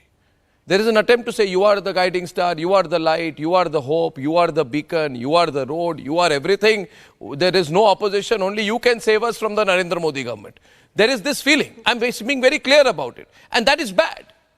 That is bad for anyone, and for such flattery to be directed at anyone, including the Supreme Court, is, I believe, not good for any institution, especially the judiciary. I think it's dangerous. Yes. And the second point being, over-criticism is also bad. Supreme Court is terrible. Supreme Court is bad. Kapil Sibal saying there is no hope in the left in the institution of the judiciary. Kapil Sibal, after all these years of practice, good or bad, he may have lost a lot of cases, but to go and say, if you think that you will get relief from the Supreme Court, you are usually mistaken. I don't know, Mr. Sibal, why, how can you talk like this? I got relief from the Supreme Court, and I got it despite you. Because you lost the case, are you frustrated at that? Will you say that tomorrow, that we should not expect justice from the Supreme Court? What kind of precedent is being set out here? Prashant Bhushan says, when historians in the future look back at the last 6 years to see how democracy has been destroyed, they will mark the role of the Supreme Court, and in this destruction, particularly the role of the last 4 CGIs. Why? Why? Because of the Ayodhya verdict? Why? Because of the Judge Loya verdict? Why? Because the court did not give an interim stay in the implementation of the CAA? Why? Because the court supported the abrogation of Article 370? Why? Because the court took a pro-India stance in the aftermath of the Republic Day violence? Why? Because the court said, don't come crying to us with your political matters. These matters are not in the judicial realm. It's terrible what's going on. Both, both. It's terrible. I mean, imagine today this letter in the middle of this raging controversy right now. We should keep the courts free of any controversy, Pankaj. And today there will be controversy. You know, Justice Chandrachud in the middle of the controversy, letters being written, somebody is pressurizing you, somebody is not pressurizing you, do this, don't do this. I mean, what's going on, Pankaj? Fight these matters in the... I've never seen a time where this acidic environment is created and we pull the Supreme Court in the middle of all this. Why, Pankaj? Yeah. Who gains? Yes, Who it gains, is so Pankaj? astonishing. You guys can't win an election, so you want to fight elections within the Supreme Court premises. See, it is so astonishing that one of the highest paid senior counsels with enormous global repute is probably a descendant of Shalivahanan dynasty, desperately needs to assemble 600 odd indescribable lawyers to make a superfluous noise about an imaginary vested interest group, which according to him, trying to put pressure on judiciary. In reality, everyone is aware about men who are leaving no stone unturned for past many years to misuse all the available investigative as well as judicial forums. And we all know it. And much more stunning is the fact that the Prime Minister of the largest democracy jumps into this within a few hours, not only to endorse the baseless views expressed in the letter, but went one step ahead and exploited the occasion to purposely attack the main opposition party. What did he say? He said in his tweet that to browbeat and bully others is vintage Congress culture. Really? Isn't it actually the other way around?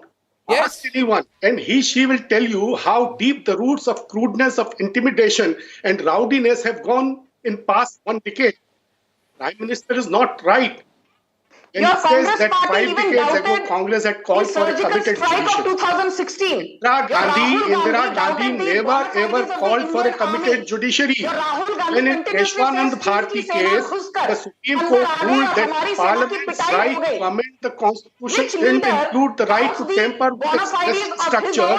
Indira Gandhi appointed Justice A.N. Ray as Chief Justice in 1973. At time, her government was accused of trying to establish a committed judiciary by the opposition, the then opposition. But Indira Gandhi never ever called for any committed judiciary.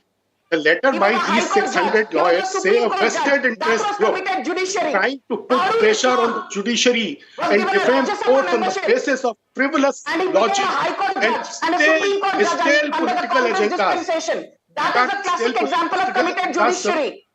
Calling electoral bonds a state issue? Are you saying Manipur is a state issue? It should not be discussed? Do you want to say autonomy of constitutional institutions is a musty issue and should not be raised? Are you saying protection of the dignity of the elected representatives is a stereotype issue and should have no place in our public discourse? The judicial system health of our economy, use joblessness, for the longest time. Price rise, So you all don't these have any issues, moral high ground which should to not sit be- here what is and the lecture state Narendra issue? Modi or Amit Shah or the BJP. If you have the Guruji, guts, it is not a just false condemn narrative Bahul that there is Islam. a If you have the guts, It is not a false narrative that there was a golden period of our courts, which is fast diminishing. If you have the guts, The fact condemn that Hasnain any Masoodi. comments These made are all judges by who were very affiliated to either important the Congress functionaries or the of CPM or current the then ruling Janata Party. dispensation were And aimed became at one influencing judgment courts after and another I think that- using them for political BJP gains in I think recent that- years. Certainly appreciating the atmosphere of trust and harmony. I mean, you people have been attacking the Supreme Court for the longest time, attacking them right, left and center on everything. And if somebody writes a letter to the Supreme Court, if Adish Agarwal writes a letter saying, Honorable Chief Justice of India, the judiciary is under threat, it is put under political and professional pressure, and we are all very concerned about political agendas running out in the court, I am sure the Chief Justice, Honorable Chief Justice, is more than aware of it, that there are interest groups that are operating. And I'm sure that he will deal with it. But he will not deny that they don't exist. If I had a chance to interview him, that is the first question I would ask him. And I'm sure he would not deny that they don't exist. But the fact is, he said, I can handle it. My question is, my question is, 1 minute, Abhishek. First of all, I'm very concerned about the attack on Mr. Salve. I'm phenomenally fond of him, of course. But I also want us to understand that when Harish Salve signs a letter, it carries a tremendous amount of weight. Mr. Mitra, you know, we are talking about Harish Salve. And Harish Salve is the person who took 1 rupee, right, when the International Court of Justice passed the verdict that Kulbhushan Jadhav should get consular access. Harish Salve appeared for the Gujarat riot victims and represented Bilkis Bano as well. Harish Salve is the person who represented a law student in the famous freedom of speech and expression case where draconian section 66A, right, of the Information Technology Act was struck down. We are talking about a living legend. Harish Salve said no to representing Italy in court. He stepped down from representing Italy in the Italian Marines case when the government of Italy did not return 2 Marines to India. This is a man of principle. He has represented India in the UK High Court. He has represented India in the ICJ. No, what I'm saying is, I condemn the petty attack by Prashant Bhushan on Harish Salve in a personal manner just because Prashant Bhushan may not have the acumen right now to question him. I want to say in court during the hearing in the Judge Lawyer case. Do we not know? He said if that is true, we might as well wind up the judiciary. 4 district level judges and 2 high court judges stated they were present when Judge Lawyer was murdered, or when he was passed away. Is it being suggested they are conspirators to the murder? I mean, these are the words of Harish Salve. We must understand. This is terrible. And this is going to become big because Harish Salve has signed it. Those who have signed the letter have ideological bias. You may. Prashant Bhushan has an ideological bias. Harish Salve has an ideological bias. I'm sorry. He was Solicitor General appointed by the BJP. He has taken a pro-BJP line for the past several years. Yes. How many times has Abhishek You are saying he has appeared for them in the electoral bond. Kapil Sibal is from the Congress. Manusuri is from the Congress. Sanju is on the debate. Sanju is on the debate. Sanju is on the debate. There is pressure. There are issues. Those who have signed the letter have a clear ideological bias. They're all with the ruling party. There's no doubt about it. Pinky Anand is with the ruling party. All these lawyers are with the ruling party. What is wrong? If you are saying that Manusuri and Sibal are with the Congress, these lawyers are with the BJP. Solidarity with the judiciary and says this is a politically motivated letter which the Prime Minister tweets in the middle of an election. The model code of conduct is in place and the executive is attacking the judiciary on Twitter. You are attacking the judiciary on Twitter. You are putting pressure on the judiciary. Are you scared that Arvind Kejriwal will get bail? Are you scared Arvind Kejriwal will get bail from the Supreme Court? Is that why you are trying to pressure the Supreme Court? Is that why the Prime Minister is trying to pressure the Supreme Court? By saying don't give Kejriwal bail, don't give Hemant Soren bail, don't give K. Kavita bail, don't give Manish Sisodia bail, don't give Sanjay Singh bail, keep more political prisoners in jail. Is that what it is? You are the last person who should be talking about morality. You are the last person who should be talking Why is he about tweeting this political letter ethics. in the middle of an election? Why is the executive undermining the judiciary on Twitter of all places? Okay, let me ask you one question then. Since you're talking about committed judiciaries, I have to intervene with a point tonight. Just 1 minute. I say don't make me open my mouth. Don't talk about Indira Gandhi. Okay, let me ask you here, viewers, people talk. 1 minute, Sanju. 1 minute, Hitesh, I will have to open my mouth now. I said don't make me open my mouth, but I will. If people are talking about Indira Gandhi, then I would like to know whether Indira Gandhi... 1 minute, Sanju, I'm making a point. People are talking about Indira Gandhi and committed judiciaries. I would like to know whether Indira Gandhi entrusted her personal property work in Allahabad to a judge immediately after his elevation to the Supreme Court. The ghost of Indira Gandhi serves no purpose. Secondly, just 1 minute, please. Don't get overexcited. Second is supersession of 3 judges, Justice Shelat, Justice Hegde, Justice Grover, by Indira Gandhi. Yes. Right? Was that done to make the judiciary? Well, Justice Ray led the bench which suspended fundamental rights Article 14, 21 and 22 during the emergency. Please understand. And you're talking about ideological biases. Will you say tomorrow that Abhishek Manu Singhvi has an ideological bias before the law? Will you say that Kapil Sibal has an ideological bias before the law? Will you say that Prashant Bhushan has an ideological bias before the law? That's absolute rubbish. Even I wouldn't have said it. And now viewers, where does this go, Hitesh? Hitesh and Rohan come into the debate. Already the Supreme Court. Hitesh, why did you have to write this letter? The question is, can I just request Hitesh to come in? Yeah, sure. I want to ask Hitesh, why did you have to write this letter? Why bring the Supreme Court in the middle of such a huge controversy at this time? Why bring the Supreme Court into this controversy? Arnab, in the past 2 months, systematic and deliberate campaign that has been going on to tarnish the reputation of the judgment of the judges of the Supreme Court, the institution itself. If you would have noticed, just last week, there is the judges were reminded about the golden period, or the legacy argument was made that if a judgment is not given in a particular manner, then their legacy will be at the stake. What is this legacy at the stake? Just to merely give the judgments what this cabal wants to be given, so that the Supreme Court can give the judgment that is in favor of them. I mean, you file wrong proceedings in the Supreme Court. When you are reminded that you should go to the trial court, you keep reminding the Supreme Court about the legacy. Second, a systematic campaign is being run on the social media where you are trying to compare the judiciary with the courts in Pakistan and China. This is like who's doing this? Who's doing this? No, you cannot just say a cabal and then the interview was clearly seen. There were senior advocates if who have given such kind of interviews. Please go and look at the social media channels. And not only that, seminars are being conducted to basically spread the reputation of the Supreme Court amongst the lawyers, young lawyers, law students, that this is the Supreme Court, which is not an independent judiciary, because it is not giving a judgments in favor of you when it comes to Article 370, when it comes to Ram Temple. So therefore it is a Supreme Court which is not independent, because this whole and then noise making by the people in power needs to stop right now. Whatever the exchanges happen between a lawyer and the judge in the Supreme Court, it is between the lawyer and the judge. See, as soon as you bring the debate onto the public platform where people are going to describe and talk about what has happened in the court, it is no longer an exchange.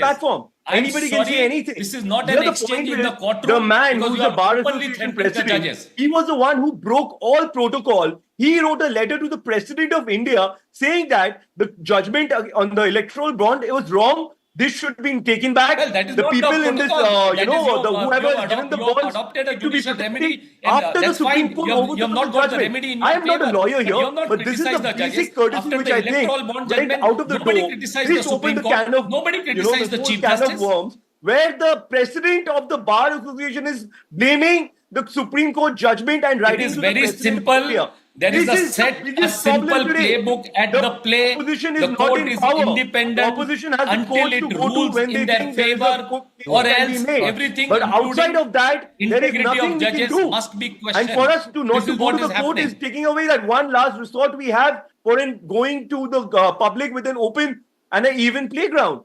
Today, Mr. Harish Salve represents the government in the electoral bond case. He's a brilliant lawyer, no doubt he can represent the government. He can represent a private individual, anyone for that matter. But when he puts his letter out in the public domain and when the Prime Minister retweets it, it is going to be a political matter where the political parties will have an opinion. It's not undermining the Supreme Court in any way. Of course, it is undermining when you challenge the legacy of the Supreme Court. I will intervene and say one thing here. I will intervene and say one thing here. I will intervene and say one thing here. Just one point I want to make. One point I want to make. We all agree tonight, right? We all agree tonight about Harish Salve, right? Everyone, even his worst critics, would say that he is the most outstanding jurist in the country today. When he speaks, everyone listens, the court listens. You think we will forget what happened in 2021 when a brilliant, astute and sharp senior advocate like Harish Salve's appointment as amicus curiae in a case where the Supreme Court was talking about taking cognizance of the COVID situation in the whole country was questioned by those like Dushyant Dave, who went to say at that point of time all kinds of things. Was it not disgusting how there are certain people who file an application to intervene in the Supreme Court case hearing in the COVID matter just to oppose Harish Salve being amicus curiae and aiding the court? You will say today that it is very good for the country that we have a person like Harish Salve who is representing us in the International Court of Justice in the Kulbhushan Jadhav case. You will say it's excellent that he's representing us globally, but when he becomes amicus curiae in the COVID case, you attack him personally. You think that is not a personal attack. You want me to remind you about it? Exactly. I mean, you have lost all sense of balance. And the question being put today, why is the Prime Minister speaking? I'm saying, why should the Prime Minister not speak? Do you think Prime Minister of the country should be happy at the kind of attacks that the Supreme Court is being made? He is the head of the executive. Do you think the Prime Minister of the country should be quiet and mute at the kind of attacks we've seen on the Supreme Court?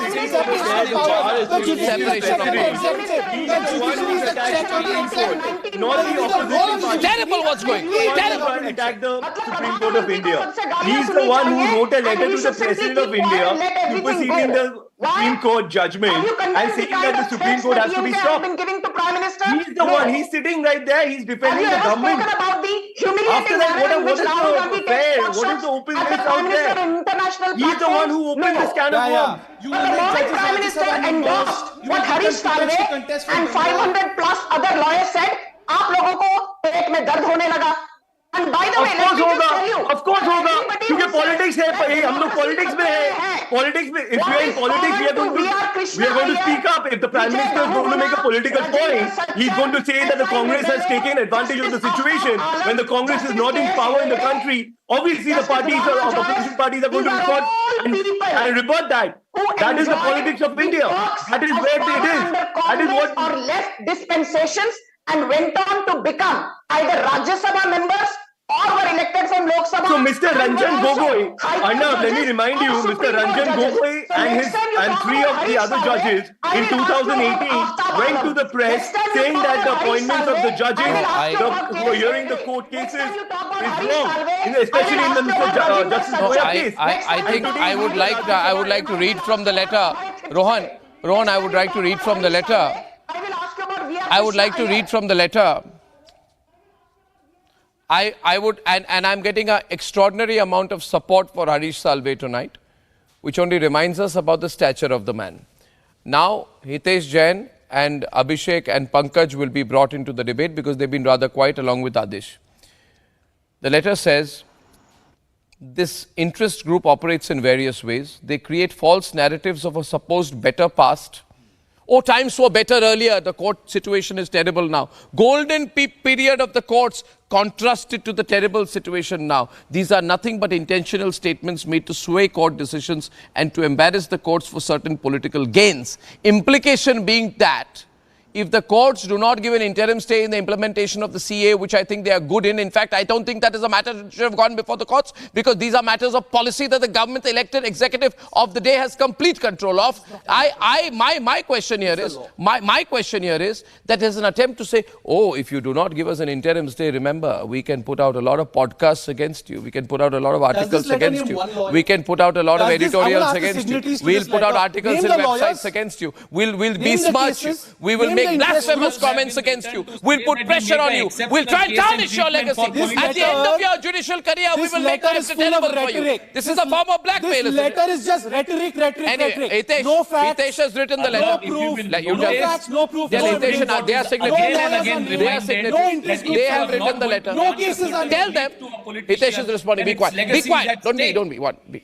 Louder, Hitesh, louder. Supreme Court is time and again reminded that if you are not going to grant the relief, as we are requesting, it is your legacy at the stake. It means you are not independent. It means the judges are biased. Let him speak. Don't say who. Compare yourself to China and Pakistan. This is the kind of attack that is being fed by this. Let him speak. Don't intervene now. Hold you back. Which case? First thing, they have to listen. I mean, instead of just shouting, they have to see. They have done enough shouting. They have 1 minute, don't repeat. Confidence of people is shaken because of the allegations made by them against louder the judiciary. The common man is no longer feeling confident because of the kind of allegations that have been made. They name call the judges. If they don't get the orders, then your anyway, I believe Anyway, I am of a view. Courage to name one lawyer. 1 minute, can you be quiet? I'll be shake for a while. I'm holding you back. I am anyway of a view, Hitesh. You cannot. Hitesh, it is the institution at its stake. Yeah, but Hitesh, common people still have a faith in the judiciary. But now what will happen, Hitesh? What will happen, Hitesh? You're tarnishing the reputation of the institution. The difference One between minute. the lawyer Will you and not? the layman is Will you proof. stop it now, Abhishek? I'm holding you back. The difference between the lawyer and the layman is proof. Mute him. There is No, 1 minute. You're wasting my... Not on the windows right now. Abhishek, don't try to do this, please. There are other senior panelists on the debate, including the President of the Supreme Court Bar Association, if you must be allowed to speak. Mr. Agarwal, my elementary point to you tonight is this. See, whatever your intentions have been, Mr. Agarwal, and I know that you're an honorable man and a man of great experience in the bar. However, the negative will be that now the Supreme Court will be in the middle of this controversy non-stop in election season, after election season. Is this a good outcome? Is this a good outcome with this controversy around the Supreme Court all the time? I will point out that what Mr. Kapil Sibal was referring golden time. I am giving you one example of Justice Barul Islam. He was a judge. He was a member of parliament. He was made the judge of High Court. Then after he retired as Chief Justice of High Court, Guwahati High Court. After retirement, he was appointed Judge of Supreme Court. And thereafter, after retirement as a Judge of Supreme Court, he was, by Congress, he was appointed member of Rajya Sabha. That was the situation. And Justice Ranganath Mishra was the Chief Justice of India. He was also made member of Rajya Sabha from Odisha by Congress party. Not only that, he was appointed the Human Rights Division of AICC chairman immediately after retirement from Chief Justice of India. That was the legacy, that was the golden time. That's why Honorable Prime Minister, what I've seen, he has to also react when such things were being done. So that was a must by all of us, the lawyers. But with the Prime Minister responding, with the Prime Minister, but with the Prime Minister responding, it becomes more political, doesn't it, Pankaj? So if that was not the golden time, this is also not the golden time. If Congress did something wrong, BJP is doing the same. In last 10 years, we can give you the examples of so many people who have been given what not by BJP from the judiciary. I mean, if Congress has done something wrong, Rangnath Mishra and all that, I don't endorse all those things. But then what BJP is doing? BJP is also doing the same thing. And if this is a golden time, then this is indeed a golden time when judgments are coming on the basis of the rule of law, not on the basis of any political legacy. But the problem is when the judgments are coming on the basis of rule of law, they are being criticized. Because the people who criticize from the lens of the politics, whether it is Hindenburg, whether it is Article 370, whether it is Ram Temple, look at the criticism, look at the attacks on the Supreme Court. I will ask you one question, Pankaj. The judgments on the electoral bond, was there a single aspersion cast by any ruling party member on the legacy of the Supreme Court or the judges of the Supreme Court? Did we name call that this is a biased judgment? It's fine. Judgments will come. We win some cases, we lose some cases. Party could have spoken anything against this. The judges. No, in the electoral case, it was completely complied with. You make an argument and you comply, even if you disagree. Merely because you are not getting the relief strongest polarization in every sphere of our lives. So now the time to polarize the judicial arena. Arnab, I need to quickly come in here. There is nobody. It is in fact the people who are arguing the argument, who are canvassing the argument of legacy. They are politicizing the judicial. You are saying, 1 minute, just 1 minute. You are saying there's an attempt to polarize the judicial arena. you are absolutely aware the maximum number of statements making very inappropriate comments on the judiciary have come from those who are anti-government. Maximum number of such comments, repeatedly, publicly. From ruling dispensation. Publicly, one minute. And he's no longer the law minister. And he's no longer the law minister. And he's no longer the law minister. Does that tell you something? Does that tell you something that he's no longer the law minister? Does it tell you something? Now, Sanju. BJP needs to have a rebuttal. Or very quickly, just to rub salt into the ruling dispensation. Mr. Sharma, you've had your turn. Or just very quickly to rub salt into the wounds of the other side, the cabal. Let me remind them that, they went to the Supreme Court in all of these cases, challenging the validity of PMLA and the powers of the Enforcement Directorate. They lost. They filed case against GST and its validity. They lost.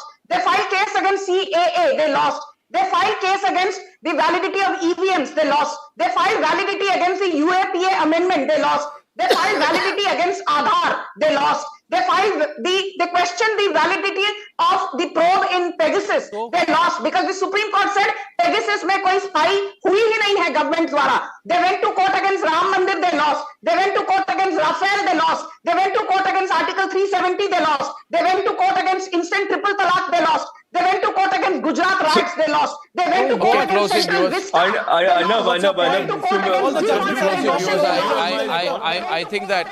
I think that I hope we can put an end to this controversy around the Supreme Court, but I don't see this going away. Whatever is happening right now, it's very unfortunate. I believe that before elections, all that happens is we make the Supreme Court of India the center before and after elections for political issues.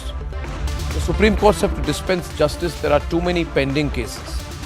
If the time of the court goes endlessly in political issues, political petitions, how can people expect justice for all? Ladies and gentlemen, when I come back on the other side, Arvind Kejriwal gets his custody extended, or rather the custody is extended. But why is America coming out in support of Kejriwal and the AAP? Is there a link to what Rahul Gandhi said in the United Kingdom a few months back? When I'm back.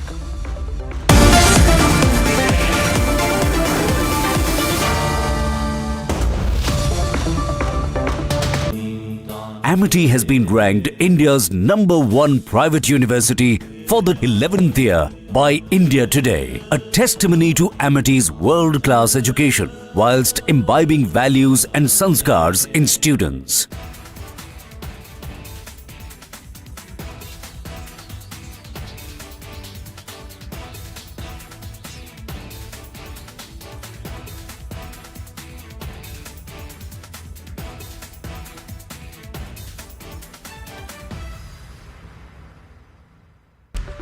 Good evening and welcome, ladies and gentlemen. Things have got really complicated today for Arvind Kejriwal. He put together all the lawyers, he put together some of the most formidable lawyers in India to fight his case. And these criminal lawyers, the topmost in the country, gave everything they had to defend him. Everything they had to question his arrest. They put forth all their arguments, but they still lost in court. They questioned the use of approvers, they questioned the timing of the arrest, they questioned the intent of the agency, but they still lost in the court. Loss after loss after loss after loss in court for Arvind Kejriwal and the Aam Aadmi Party. Now viewers, if there is no scam in Liquorgate, why do the biggest lawyers of the country lose in court when they stand up to fight for the Aam Aadmi Party? Are the courts biased too? Or is it the reality that there is too much evidence that the agencies have shown and the agencies have shared with the courts, with the judges, which makes even giving bail impossible for the court? Consider this, they are not even getting bail. Manish Sisodia, Satyendra Jain, Sanjay Singh, Arvind Kejriwal denied bail inside jail. The denial of interim relief by the Delhi High Court in the case of Kejriwal's arrest is yet another courtroom loss for the Aam Aadmi Party.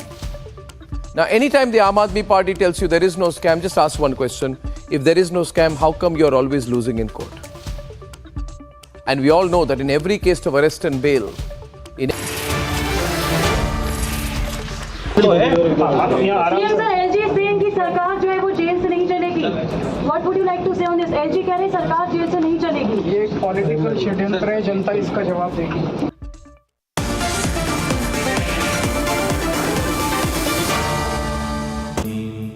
Amity has been ranked India's #1 private university for the 11th year by India Today, a testimony to Amity's world-class education whilst imbibing values and sanskars in students. Good evening and welcome, ladies and gentlemen. Things have got really complicated today for Arvind Kejriwal. He put together all the lawyers, he put together some of the most formidable lawyers in India to fight his case. And these criminal lawyers, the topmost in the country, gave everything they had to defend him. Everything they had to question his arrest. They put forth all their arguments, but they still lost in court. They questioned the use of approvers, they questioned the timing of the arrest, they questioned the intent of the agency, but they still lost in the court. Loss after loss after loss after loss in court for Arvind Kejriwal and the Aam Aadmi Party. Now viewers, if there is no scam in Liquorgate, why do the biggest lawyers of the country lose in court when they stand up to fight for the Aam Aadmi Party? Are the courts biased too? Or is it the reality that there is too much evidence that the agencies have shown and the agencies have shared with the courts, with the judges, which makes even giving bail impossible for the court? Consider this, they are not even getting bail. Manish Sisodia, Satyendra Jain, Sanjay Singh, Arvind Kejriwal denied bail inside jail. The denial of interim relief by the Delhi High Court in the case of Kejriwal's arrest is yet another courtroom loss for the... CM ने कुछ बातें पिछले कुछ महीनों में कही थी। CM ने कहा था कि इनको मेरे से और मेरे बयानों से कोई लेना देना नहीं है, इनको सिर्फ मुझे गिरफ्तार करना है। वो बात साबित हो गई। 7 दिन की रिमांड हो चुकी है, कोई नया सबूत, कोई चीज सामने नहीं आई है।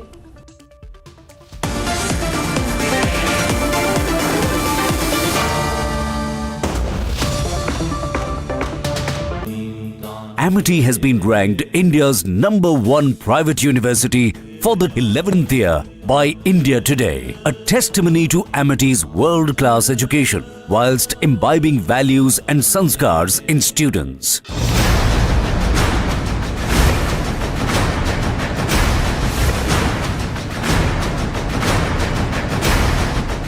कांग्रेस को जब से कर्नाटका में मौका मिला है तो इन्होंने कर्नाटका को अपना एटीएम बना दिया है।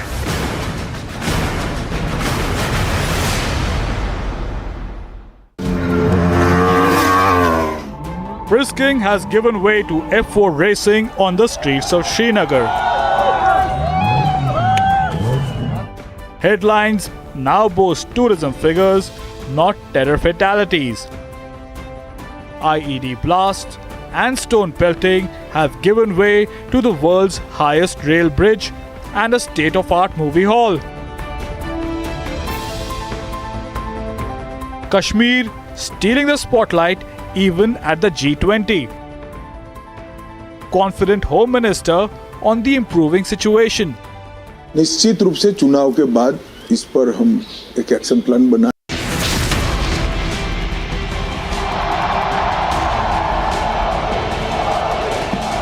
डीएमके और Congress two sides of the same coin है।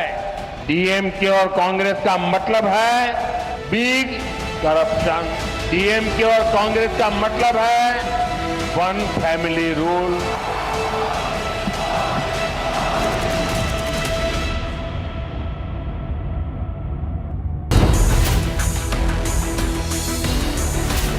More legal trouble for Kejriwal. ED gets 4 more days to grill Kejriwal. Why is US interfering in Indian matters ahead of polls? Debating tonight at 10 p.m.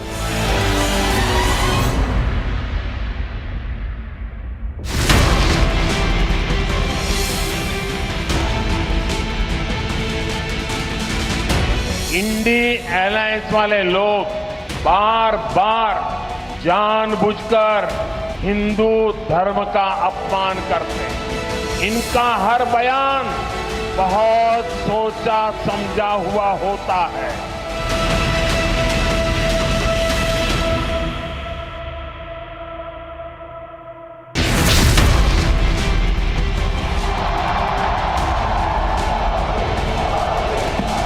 DMK और Congress two sides of the same coin है। DMK और कांग्रेस का मतलब है big corruption.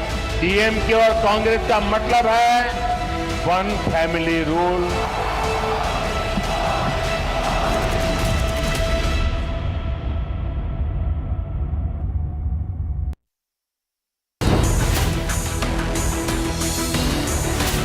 More legal trouble for Kejriwal. ED gets 4 more days to grill Kejriwal. Why is US interfering in Indian matters ahead of polls? Debating tonight at 10 p.m.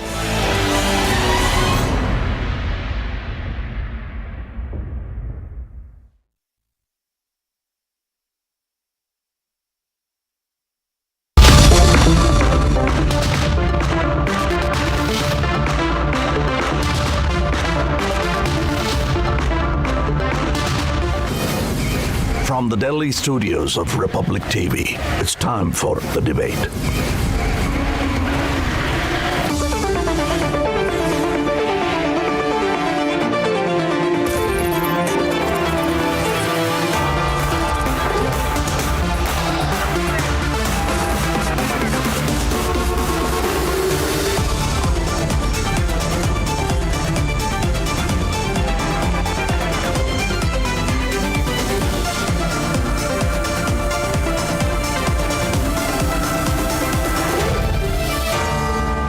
Goswami on the debate at 10, powered by Reva University, Quick Heal Secrite, Policy Bazaar, co-powered by Dark Editions by Tata Motors.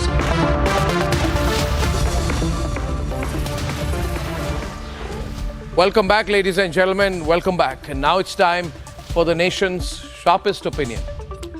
The Rouse Avenue Court has extended Arvind Kejriwal's custody till the 1st of April. And Arvind Kejriwal and the Aam Aadmi Party have got a support club in America now. I don't think it's disconnected from Rahul Gandhi's democracy in danger rant when he went to America last year. In fact, it seems very similar to me and quite odd that before a general election, Washington is supporting Kejriwal. The Biden government is supporting the Congress party. What both Kejriwal and Rahul Gandhi should know is that the Cambridge Analytica model of campaigns is over and that the Indian electorate decides the fate of a democratic exercise. But that side back home today, Kejriwal himself threw everything at it. So much so that he began to argue himself before the court. Unfortunately for him, the Delhi court further extended his custody. And if we go by the kind of argument being made by Arvind Kejriwal himself in court, what is most unfortunate is that the in-jail Delhi Chief Minister is still wound up in the same stale vendetta argument. To convolute his explanations further, Kejriwal is now trying to allege that there's some sort of matrix between electoral bonds and the ED which have come together through the BJP to fix him. No joke, ladies and gentlemen. This is the explanation being given by the Delhi Chief Minister himself in court for Liquorgate. But what Kejriwal is still not being able to digest, in my view, is that the courts will go solely by the evidence, not by the profile of the accused, the intent or the profits his political opponents may reap, or any theory outside the evidence. Kejriwal's custody will be extended so long as the courts are convinced that the ED's evidence is substantial enough. And as of tonight, there is no observation by the Honorable Court in Kejriwal's arrest case that seems to suggest that the ED's evidence is under question. So, ladies and gentlemen, where is all of this going? My reading is that the ED is quickly moving on establishing the scale of the scam. And I had always said that the ED will not swoop in for arrest unless they're convinced that they will be in court able to substantiate the evidence. We have heard so far that the proceeds were poured. We're being told that they were poured into the Aam Aadmi Party campaign in Goa, but as per the remand access today, a Punjab angle has also surfaced. And the allegation is that there was a certain arm twisting of certain wholesalers in Punjab, and the Enforcement Directorate is set to get to the bottom of it. So as the ED evidence gathering gathers pace, Arvind Kejriwal, in my view, needs to think long and hard if any generalities and emotional appeals can substitute the lack of specifics in terms of answers on Liquorgate. And my view is that the time for all of that is long gone. Kejriwal should get specific if he wants to get out of the ED's custody. American help will not matter. Let's debate.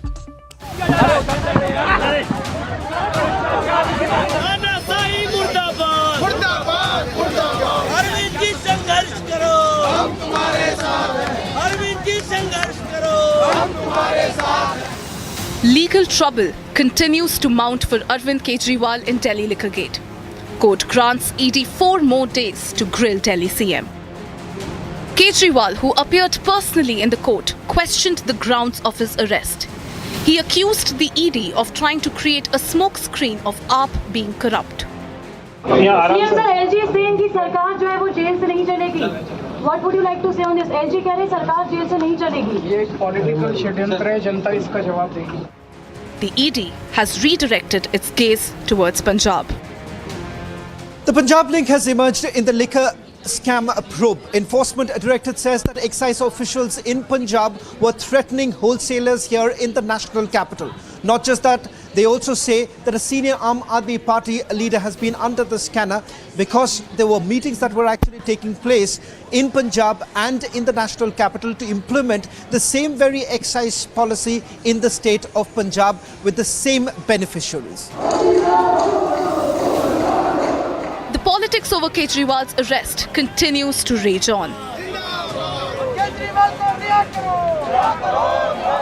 ED के red के बाद money laundering के accused कंपनियों का सबसे ज्यादा पैसा Bharatiya Janata party के पास चंदे के रूप में आया है, इलेक्टोरल बॉन्ड्स के रूप में आया है. आम आदमी पार्टी का राजनीतिक चरित्र ये रहा है कि वो हमेशा ड्रामेबाजी और नौटंकी इस प्रकार की राजनीति तो करते ही हैं, परंतु जिस तरीके से कोर्ट के पावन फ्लोर को भी अपनी राजनीतिक ड्रामा और अपने राजनीतिक नौटंकी का एक अड्डा बनाने का प्रयास किया गया, ये आज पूरे देश ने देखा. Why is Kejriwal not cooperating with the probe agencies if he has nothing to hide? Let's debate.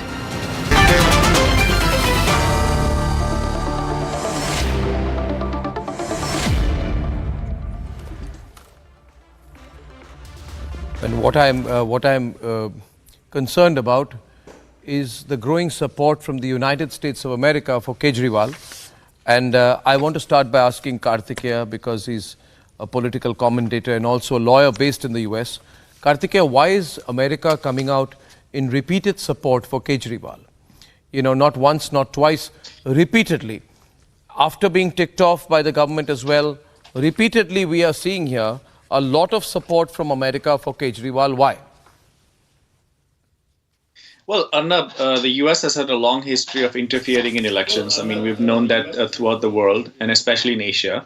So it could be a combination of things, or it could be one of these things. It's either interference or it's moral righteousness. You know, speaking morality from the pulpit has been America's habit. Or worse, it could actually be that America stands to lose something in regards to its interference goals in the elections of India with Kejriwal's arrest. Kejriwal's funding in the past in his organizations has been dubious. You know, he's received funding from Ford Foundation. Ford Foundation has close links with, the so-called US deep state. And also connect that with the recent revelation, although I don't take him at face value at all, but if at all there's some grain of truth in the recent revelation by Gurparwan Singh Pannoon, that Kejriwal and Aam Aadmi Party were recipients of money from Khalistani elements. Connect that with the fact that Gurparwan Singh is, at least it is widely believed that he is an intelligence asset for the United States, or at least he is a useful person for the United States. And him throwing Kejriwal under the bus because Kejriwal now is no longer of value, or doesn't seem to be any longer of value because of all these corruption allegations against him. And then the US standing up for him to essentially embarrass India in the global stage, and also to try to interfere in the elections. That could be another connection. I mean, it might be worth probing that as well. But as of now, based on evidence so far, it just seems to be that US is back to its regular habit of moral interference and sermonization to the world at large.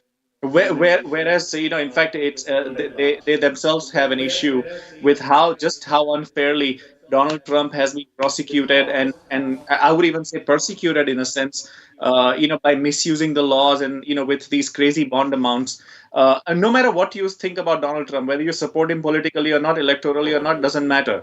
The fact is that Donald Trump is the principal opposition candidate, and the way they are bringing up one charge after another against it, the US does not see any issue with that, any problem with that, but there's an issue with a fair process that is actually going on in India. And if you think about it, if the ED demand gets over, and there is nothing really to justify his continued arrest, Kejriwal will be released by the courts on bail. So again, I don't see why the US is prematurely making these statements when really the process is going on according to the law of the land. Okay, I'll get Anmol into this. Tuhin, and coming to you, Akashdeep, in a minute. Anmol, it would be, in my view, very appropriate if the Aam Aadmi Party as an Indian political party were to put out a press statement telling America to stay out of our internal affairs. This is getting too much, and I think it will blow back against you. People are angry that, why are you allowing America to get into Indian politics, question Indian courts, question the Indian legal system? And what benefit can you possibly gain out of something like this? It will not work for you. In fact, the little support you have, they will also be angry that you are accepting American support. Now, you can say that we didn't ask for the support, but you are the beneficiary of their support. And it's a very ugly situation, isn't it? To be the beneficiary of American support, you need support in India. You don't need support in Miami or from New York tonight. So I think you should put out a statement, and maybe you will tonight. Maybe you will make that statement right now, Anmol. At the outset, I want to make it clear that the US must refrain from getting into our internal issues of our country. But at the same time, we must also consider the fact that they are our allies, and that Prime Minister Modi few months back went to the US and said that we have more stronger partnership in comparison to the past. We must also keep in mind that the way central government agencies are working right now at the behest of Bharatiya Janata Party, which is a matter of great concern, and the people of this country is slowly realizing the reality behind all this drama and all this false implication of opposition party leaders.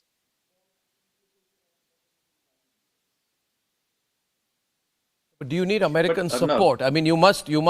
You must make a categorical statement of it. I think the point tonight is this, Tuhin, and we need to really talk about it. You know how people were angry in India when Rahul Gandhi went to America and he said that the government of America must interfere in India. But right now, three times the government of America, State Department, all coming out in support of Aam Aadmi Party. Kartikeya says that you've got Ford Foundation funding in the past. There is an American support base, American government support base, quasi-government American support base that the Aam Aadmi Party gets. Now the American government comes out in your support. They must be your worst enemies, because with every statement they are making, you're going to lose ground here. India is going through a nationalist renaissance. People are very, very assertive about India's sovereign rights. You cannot be the beneficiary of foreign interference in our sovereign affairs. Tuhin, the issue is, why is USA backing Kejriwal, Tuhin? It's an extraordinary situation. Well, Arnab, the US and the world needs to realize that India's sovereignty is non-negotiable. Of course, in the past, we have had a Congress government which, after every bomb blast, would run to the US seeking their intervention and requesting them to act against Pakistan. But this is a different government, a very confident government, which even at the time when Article 370 was abrogated, did it with a lot of acumen and ensured that there was no interference in India's internal affairs. So for the US to comment on the judicial process in India is absolutely non-acceptable. Having said that, India considers US a very close ally. You have differences of opinion with the best of friends, and in such a situation, it helps to be absolutely frank with the friend, which is what India has communicated to the US. Now, like you mentioned very correctly, probably it's the handiwork of some of the woke lobbies operating within the state government, State Department in US. But I think we have politicians over here to blame. People like Rahul Gandhi, who have been relentlessly traveling abroad in the last 2 years and building up this facade or this distorted image of India, that in India institutions have failed. And like you mentioned, in one of his visits, he had actually asked the US to interfere. Last week, when the Congress did a press conference and when they completely spread misinformation about their funds having being frozen by the court, which again was a blatant lie. These are the people who are giving a cue to the US to possibly believe that it is okay to interfere. So I think Indian political parties, especially these disgruntled opposition parties, need to behave responsibly at this point of time. And I appreciate the AAP spokesperson over here taking a clear stand that the US intervention is not appreciated. I appreciate that as well. I hope the Congress also does that, because the primary culprit over here is the Congress that's party, the breaking news, in which fact, over the last 2 years has been besmirching. The primary culprit over here is the Congress party and Rahul Gandhi, who over a period of last 2 years have been, very intentionally besmirching India's reputation globally, questioning India's institutions from abroad. And I think, they need to apologize and make the stand clear today. Absolutely, I agree. Now I'd like to go to the political issue today. Akashdeep, the Rouse Avenue court today further remands Arvind Kejriwal. He's been arrested and there are arguments made they are not working. First of all, Kejriwal's, the remand copy says that Kejriwal is not providing the passwords to his digital devices. If Kejriwal has nothing to hide, his computers, his phones, his laptops, he's not giving the passwords. Why? How does this help his own case? Okay, Arnavji, first of all, today is a very sad day for your journalism, because you have been vociferously talking about the Air India scam of Praful Patel since 2017 when he was in NCT. Today CBI gave a clean sheet after he joined Bharatiya Janata Party. So today is a sad day for your journalism specifically, because you have reported it vehemently till date. Remember Praful Patel. So, okay, coming back to the liquor scam. Arnavji, today I was very happy to see that the court quashed the case against Kejriwal regarding that he can be CM or not CM. The court said that you will have to show us some bar or prohibition that prohibits him from running as CM. This is no legal. There is no legal bar for Kejriwal to become CM. So one thing we are clear that he can continue legally being CM, as the Honorable Court said. Coming back to why about the passwords, I don't know about it.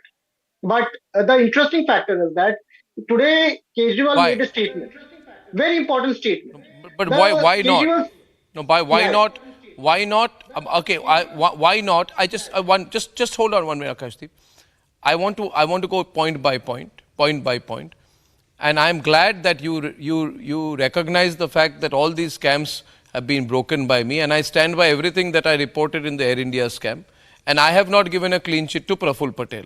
Now, I'd like to go to Anmol on this point. Anmol, Akashdeep says that I don't know why Kejriwal is not providing his password and login details. Can you explain why that is the case? Because when that happens, then the ED gets an upper hand in the court. The ED then gives an impression that you're concealing evidence.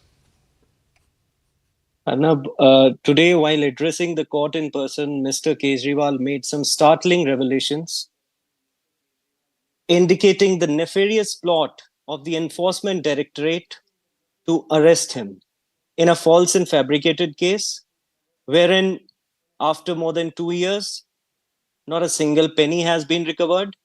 264 witnesses in ED case, 164 witness in CBI case, 35,000 paid charge sheet in ED case, 25,000 in CBI case. But still, they are basing their case on 4 approvers. The first among them made 8 statements in which he did not make a single mention of Mr. Arvind Kejriwal. The 9th statement, he retracted from the earlier statements, donated 60 crore rupees to Bharatiya Janata Party. In return, the favors he got was that ED did not oppose his bail. His name is Sharad Reddy. The second is Maguntha Srinivas Reddy.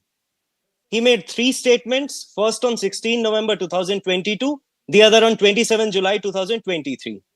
Out of 3 statements, in the initial 2 statements, he very categorically said that he has never met Mr. Kejriwal in regard to this so-called liquor scam. But the reason why he retracted from the statement, because his son, Raghav Maguntha, who's the 3rd approver in this case, was arrested on 10th of February 2023. And he was not enlarged on bail for 5 months.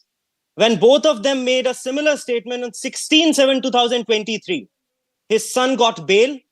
The favors they got were that ED did not oppose the bail, and he has been given a parliamentary ticket from TDP, who's an ally partner of Bharatiya Janata Party. And Mr. Modi will go and campaign for him in the upcoming elections.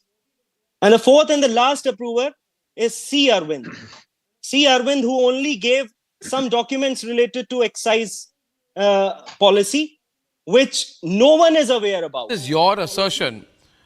This is actually there. I'm looking at the ground situation. Anna, please. The fact is, Anmol,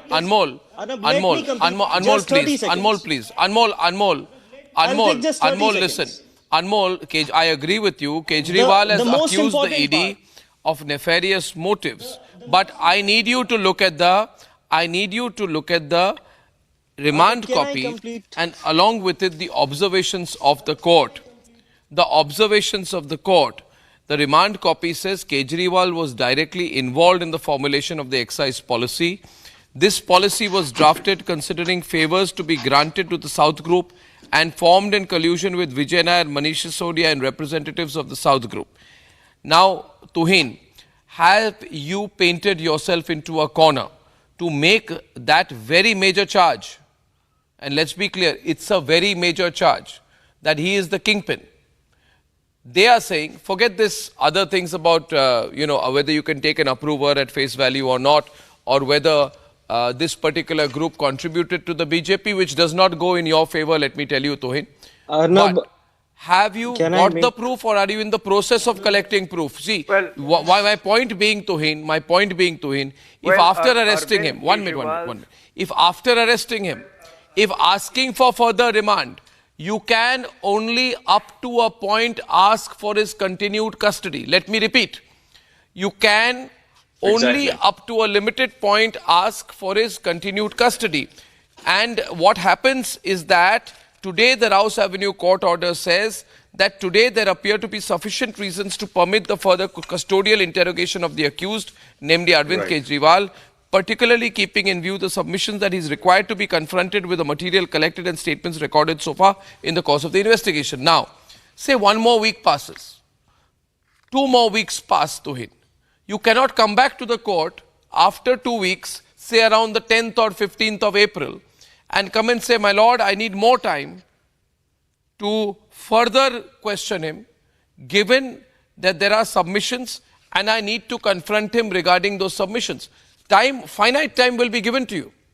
And the political impact of this, Tuhin, is if after this finite time, the court says, while we are not giving him a clean chit, we are giving him bail, then he will come out and he will take political advantage of this in election season, naturally. So my point to you is, Tuhin, have you found a case against him or have you found a conclusion against him? If you found a conclusion and are building the case, I'm sure, then you're not on strong ground. Yes, Tuhin. No, Arnab, I'm sure the ED officials are cognizant of the implications that you have just mentioned. Point is, Arvind Kejriwal's complicity has been corroborated by none other than Arun Nair, his ex-OSD, and the ex-OSD of Manish Sisodia. You know, he has been privy to all the meetings where the new liquor policy was being devised. So I think we need to wait.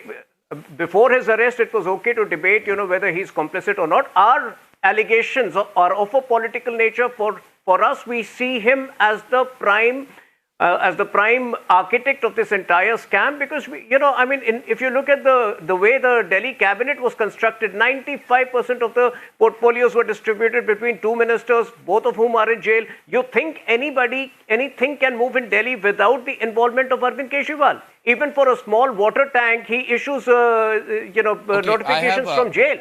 So I think his complicity is based upon corroboration by Arun Nair and by the ex-OSD of Manish Sisodia, and I'm sure the ED officials will be handling it, in the way they deem fit in front of the court of law.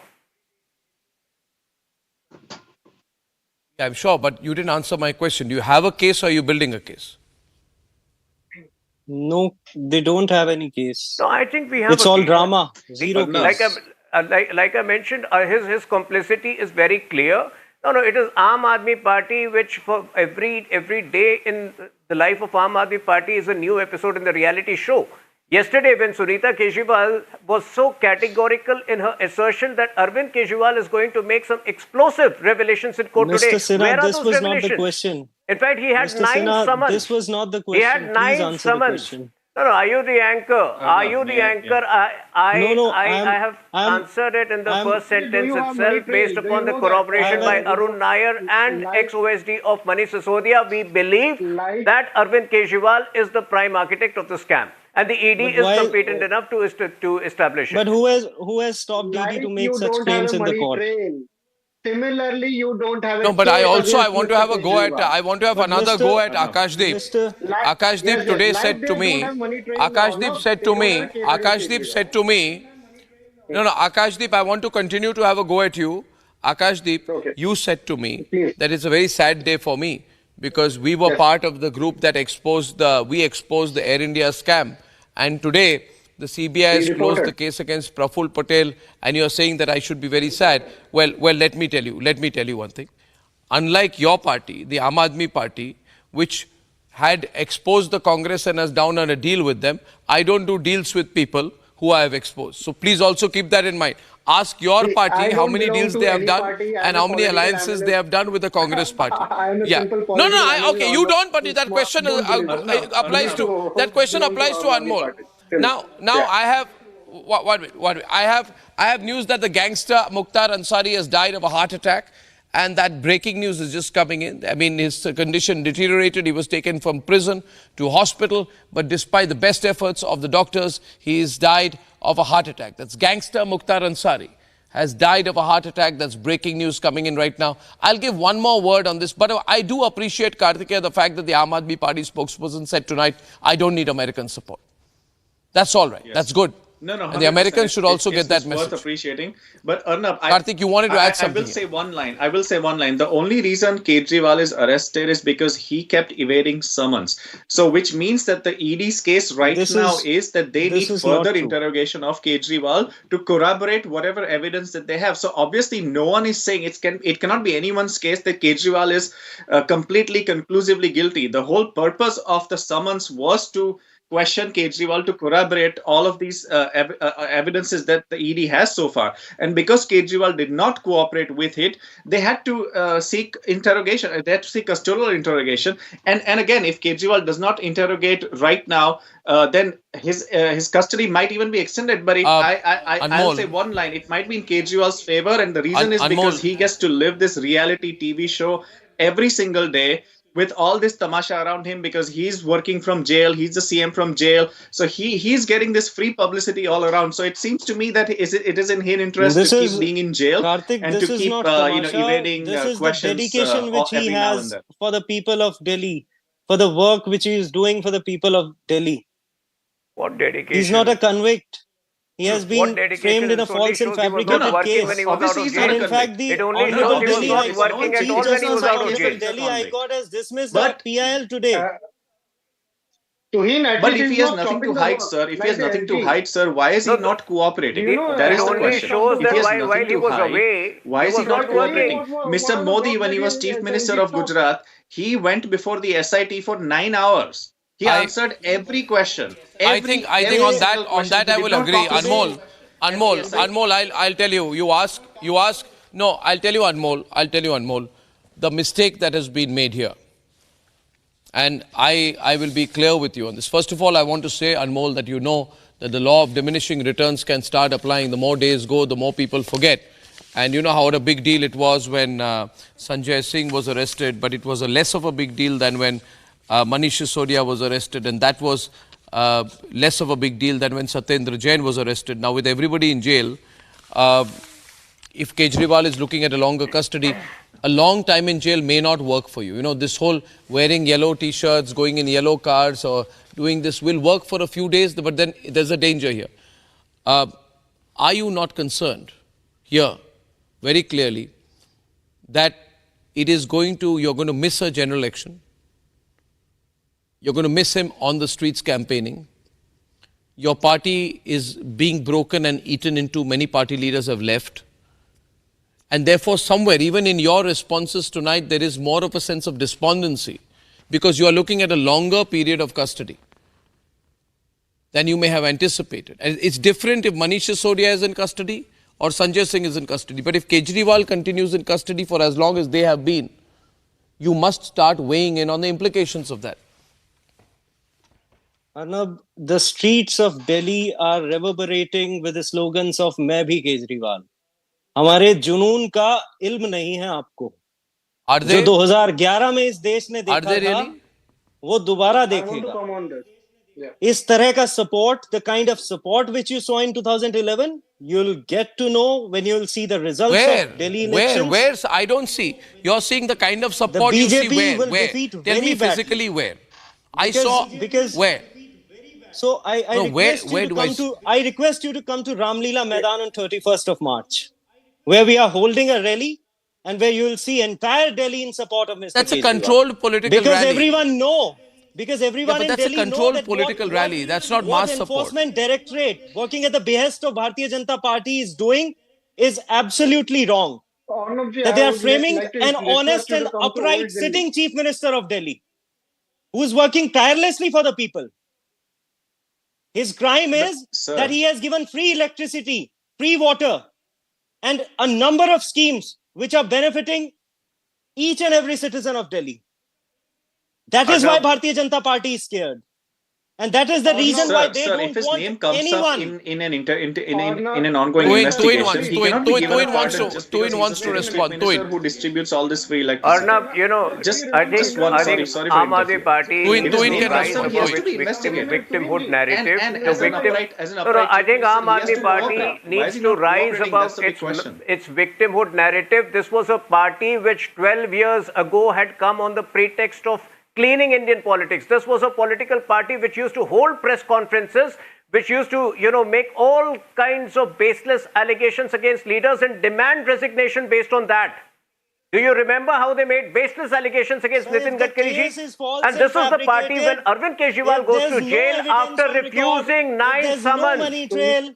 How many times had Arvind Kejriwal had to apologize to political leaders for making baseless allegations? Today, when he is behind the bar, he refuses to quit. So I think there needs to be some amount of responsibility. They are saying there is support for Kejriwal. I have seen videos where their limited Karyakartas are chasing and running after people, requesting and pleading them to take their pamphlets. This is the reality. Your leader don't have the courage to face a man. I tell you, can I just say this? I think we should also say, I think if it is said the top man said USA backs Kejriwal, it should also say Kejriwal tells the US to mind its own business. Viewers, the situation is whatever. It's been an even fight.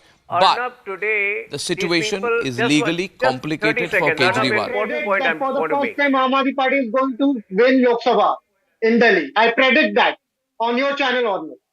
See. You are delusional. You are delusional. You will say you will form the government. Today, your only member of parliament from Punjab has quit your party, and trust me, you will not get more than 1 or 2 seats from Punjab, if at all.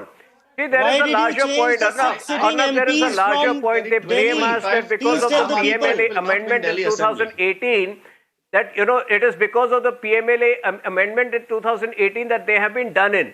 Fact is that amendment was essentially done for terror suspects. Today, they need to ponder, they need to introspect that were they indulging in the kind of activities which terror organizations do? How did Aam Aadmi Party, which was formed 12 years ago, I hear you there, but I hear you that, ladies and gentlemen, taking a 30-second quick Securite commercial break. Taking a 30-second quick Securite commercial break on a very, very even debate on that one, ladies and gentlemen. And coming back in just 30 seconds.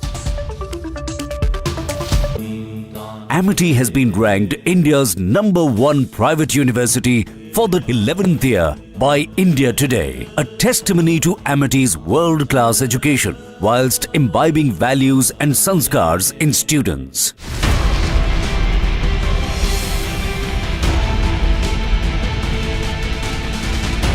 INDI alliance वाले लोग बार बार जानबूझकर हिंदू धर्म का अपमान करते हैं।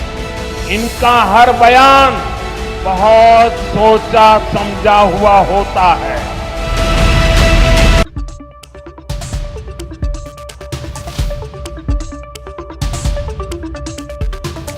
Welcome back, ladies and gentlemen. A video of students at the posh, expensive Ashoka University near Delhi raising anti-Brahmin, anti-Banya, very, very casteist slogans has stirred a fresh controversy. The Indian education system has not been exempt from caste biases, but this incident of what has happened at the Ashoka University, such open casteism, has shocked everyone. This is being described as posh casteism on the Ashoka campus.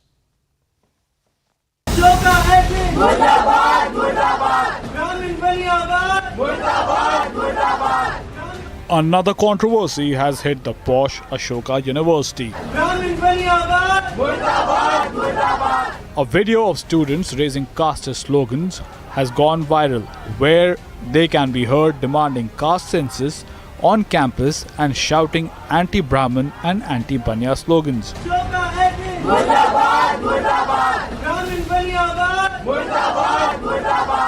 Former Infosys Chief Financial Officer Mohandas Pai has questioned caste hatred in the university, seeking intervention of the Union Education Minister.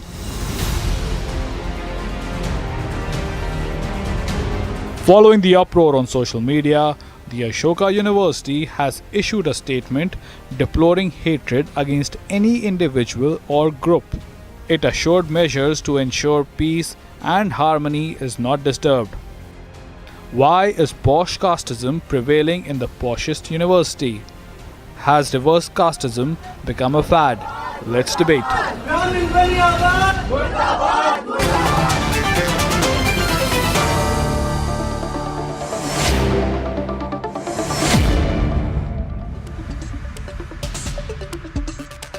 Ratan Sharda is debating here with Atikur Rahman. Mr. Sharda, is Ashoka University, which is an expensive and posh university, is it the posh JNU now? Is it the posher version of JNU?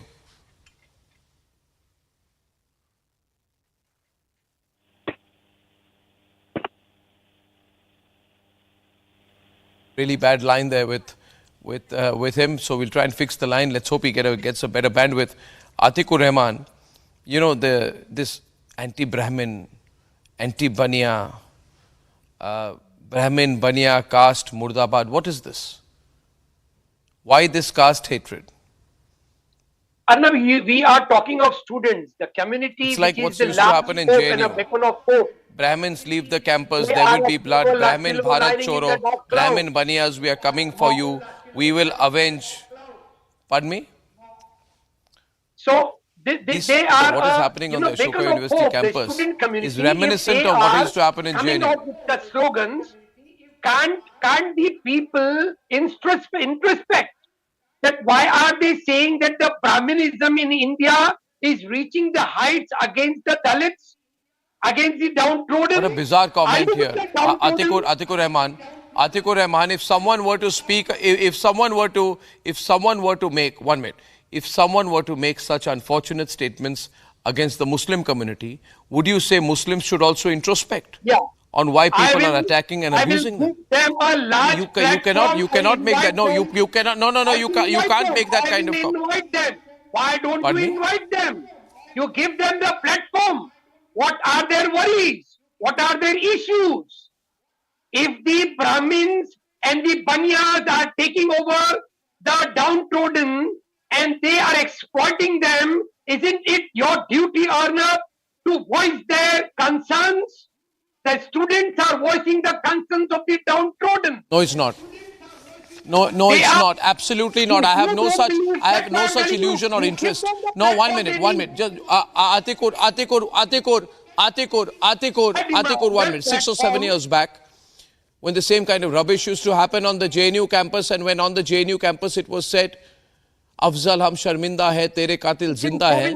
Would you say I should understand their concerns and understand why they are supporting Afzal Guru? Should I have said at that point of time, I will support the people?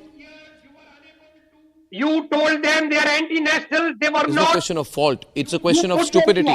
Please understand. Yeah, I branded them anti-nationals. I will brand when they said, you remember you remember when I used the phrase Tukde Tukde gang for the first time?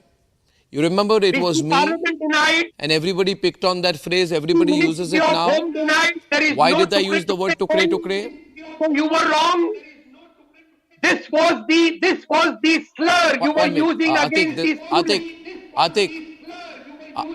Were you right? It was not a slur, it's a description. It's a description. For the student community, which belong to India. Absolutely I was. Not for the student community. Absolutely I was. Absolutely I was.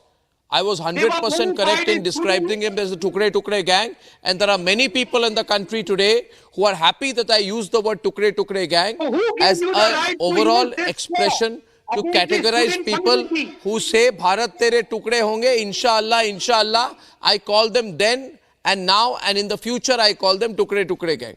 My question is, in 2024, you point that they ever said that Bharat tere tukde honge. They never said this. They never said this. This got proved in the courts. There was nothing to prove. It was a fact. They never said Bharat tere tukde honge. You can try and look for any Atikur. You can try and use any. You can try and use any technical arguments. You know that what I said was correct, very much correct. At that point, it's very unfortunate that I have not been able to hook up with. 1 minute, yeah. Don't speak over me. It's very unfortunate I have not been able to hook up with Ratan Sharda because you don't have a contrary person, so you're fighting with me. But I'll continue to fight with you for a few more minutes. You see, Atikur Rahman. Today. Okay, we got Ratan Sharda in. Hello, listen to me. First of all, here's a couple of pieces of unsolicited advice to the Ashoka University students. Point number 1. Students at Ashoka University are aware that it is one of the most expensive and posh campuses in the country. So these are not underprivileged children at all. These are people from privileged families, I'm sure most of them, who can afford to pay what most Indians cannot. Second, to these beneficiaries of privilege to come and say, down with Brahmins, down with Banyas, I want to tell all these beneficiaries of privilege that the future of this country is not about caste. The future of this country is about meritocracy, entrepreneurship, startups, the space age, and a booming economy. There are people who will pull you back. It is up to these kids to decide whether their role models will be Lalu Prasad and Rahul Gandhi. This country has rejected the idea of a caste census, and it becomes the responsibility of academics and quasi-academics to make sure that the younger generation of this country does not have that same mindset which burnt campuses down in 1989, 1990. Ratan Sharda, it's very strange what happened at the Ashoka University campus. You know about it. What do you think? What do you think? Arnab, I'll just share some thoughts. It's a very serious issue. So nobody heckles me. I found out the name of the founders of this university. They are Dhruv Agarwal, Bania, Sanjeev Agarwal, Bania, Shiv Agarwal, Bania, Vishwavir Ahuja, Khatri, M.K. Ajay, Samir Arora, Khatri, Ajay Bahel, Punjabi, Khatri, Balraj, Tarek Abu Zayyad, and Anu Aga. These are all people. So why are these students studying there when it is under Bania hegemony? Secondly, are there, if they do caste centers, they let them do caste census first in Ashoka University. If the numbers are higher, will they resign and go back to their parents? Third, if these parents, most of whom are Baniya or Brahmins or Kshatriyas, will they disown their parents and do their own loan and do their own studies? Or they will exploit their parents of so-called high caste and enjoy the benefits, and then they will demand some rights which have no meaning at all.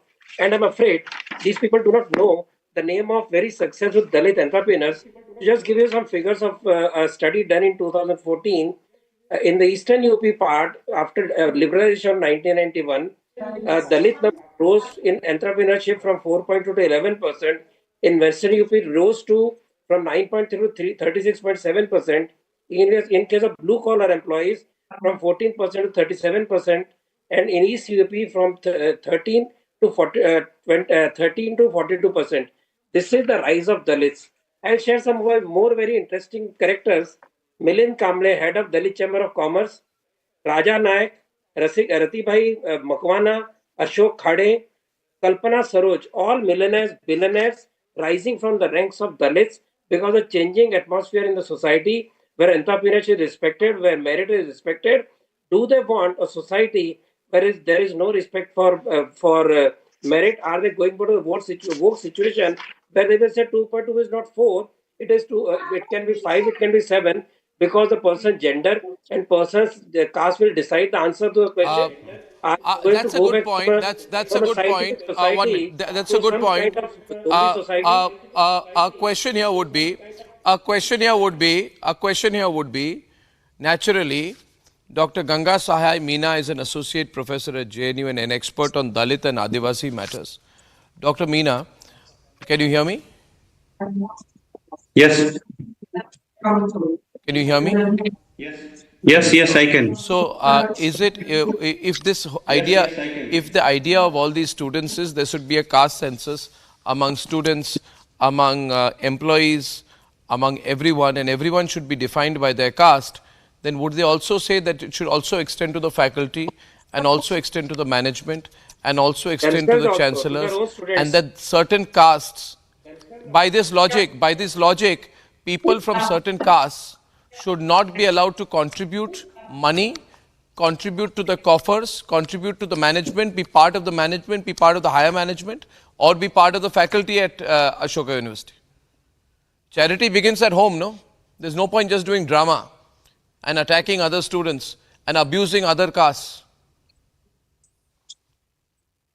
देखिए अर्नब जी, cast का मसला ऐसा है कि इसको हम ये कहें कि कुछ विद्यार्थियों ने नारे लगाए इससे जाति पैदा हो गई, ये देखने का सही नजरिया नहीं होगा, क्योंकि भारत के समाज में पहले से जाति है और उस जाति को अगर हम दूर करना चाहते हैं तो पहले स्वीकार करना पड़ेगा यहाँ कास्ट है। कास्ट है तो उसको फिर हम कैसे ठीक कर सकते हैं, उसमें हम कैसे उसको दुरुस्त कर सकते हैं, इसको दूर कर सकते हैं। तो हमारे कॉन्स्टिट्यूशनल प्रोविजन है, अगर मान लीजिए कुछ समुदायों को विशेष अधिकार दिए गए हैं, तो विशेष अधिकार इसलिए दिए गए कि वो हमारा कॉन्स्टिट्यूशन एक्सेप्ट करता है कि यहाँ पे कास्ट के आधार पर डिस्क्रिमिनेशन है, तो उसको हम स्वीकार करें और फिर उसको ठीक करने की कोशिश करें। मेरे ख्याल से विद्यार्थियों की यही मांग है और इस मांग में कुछ गलत नहीं है। इसमें हाँ जरूर है, किसी जाति विशेष को आधार बनाकर नारे नहीं लगाए जाने चाहिए। जाति अलग चीज है और जातिवादी विचारधारा अलग चीज है। आप जाति को टारगेट नहीं कर सकते, जातिवादी विचारधारा को टारगेट कर सकते। आजकल जो नई ट्रेंड बनी है, देखिए गंगा साहेब मीना जी, मैं इस पर थोड़ी आपको रिस्पॉन्ड करना चाहता हूँ। जाति है, मगर मेरे विचार है कि जो एक जनरेशन पहले या 2 जनरेशन पहले जितने यंग लोग सिर्फ जाति के आधार पर अपनी आइडेंटिफाई करते थे, या फिर मंडल कमीशन के बाद उनको दोहराया गया ये बात कि आप अपने पढ़ाई लिखाई मेरिट मार्क्स को भूल के जाति को आधार करके एक दूसरे को जाति के आधार पर आइडेंटिफाई करें, ये 30 साल पुरानी सोच है। आपको भी पता है डॉक्टर गंगा साहेब मीना जी कि वो आक्रोश भी नहीं है, वो गुस्सा भी नहीं है, और जाति उतनी एकमात्र सोशल इंडेक्स आज नहीं है। आप 1990 की बात ना करें, 2024 है, 33-34 साल हो चुके हैं और कास्ट सेंसस पूरा फेल कर चुका है एज अ पॉलिटिकल इशू। इतनी कोशिश हुई नीतीश कुमार और राहुल गांधी ने, मगर कोई रेजोनेंस नहीं मिली। मेरा सवाल आपसे यह है, एकमात्र सवाल है कि जो बात भारत की जनता ने रिजेक्ट कर दी कास्ट सेंसस की, वो इतनी एक्सपेंसिव, इतनी पॉश, इतनी इलीट इंस्टीट्यूट जहां पे कितने लाखों रुपए लगते हैं पढ़ाने के लिए, ऐसे पॉश इंस्टीट्यूट्स में पॉश कास्टिज्म क्यों हो रही है? ये तो बड़ी पॉश इलीटिस्ट कास्टिज्म हो गई ना। ये क्या नया ट्रेंड है?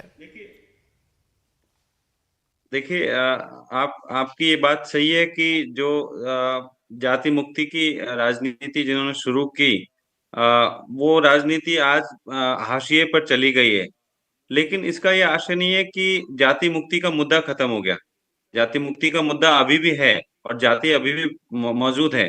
ठीक बात है कि हम मंडल कमीशन के दौर में वापस नहीं जा सकते, लेकिन उसके काफी समय बाद में जब ओबीसी रिजर्वेशन लागू हुआ हायर एजुकेशन इंस्टीट्यूट्स में, तो आपने देखा कि कुछ लोग सड़कों पर आकर के और जूते साफ कर रहे हैं, झाड़ू लगा रहे हैं।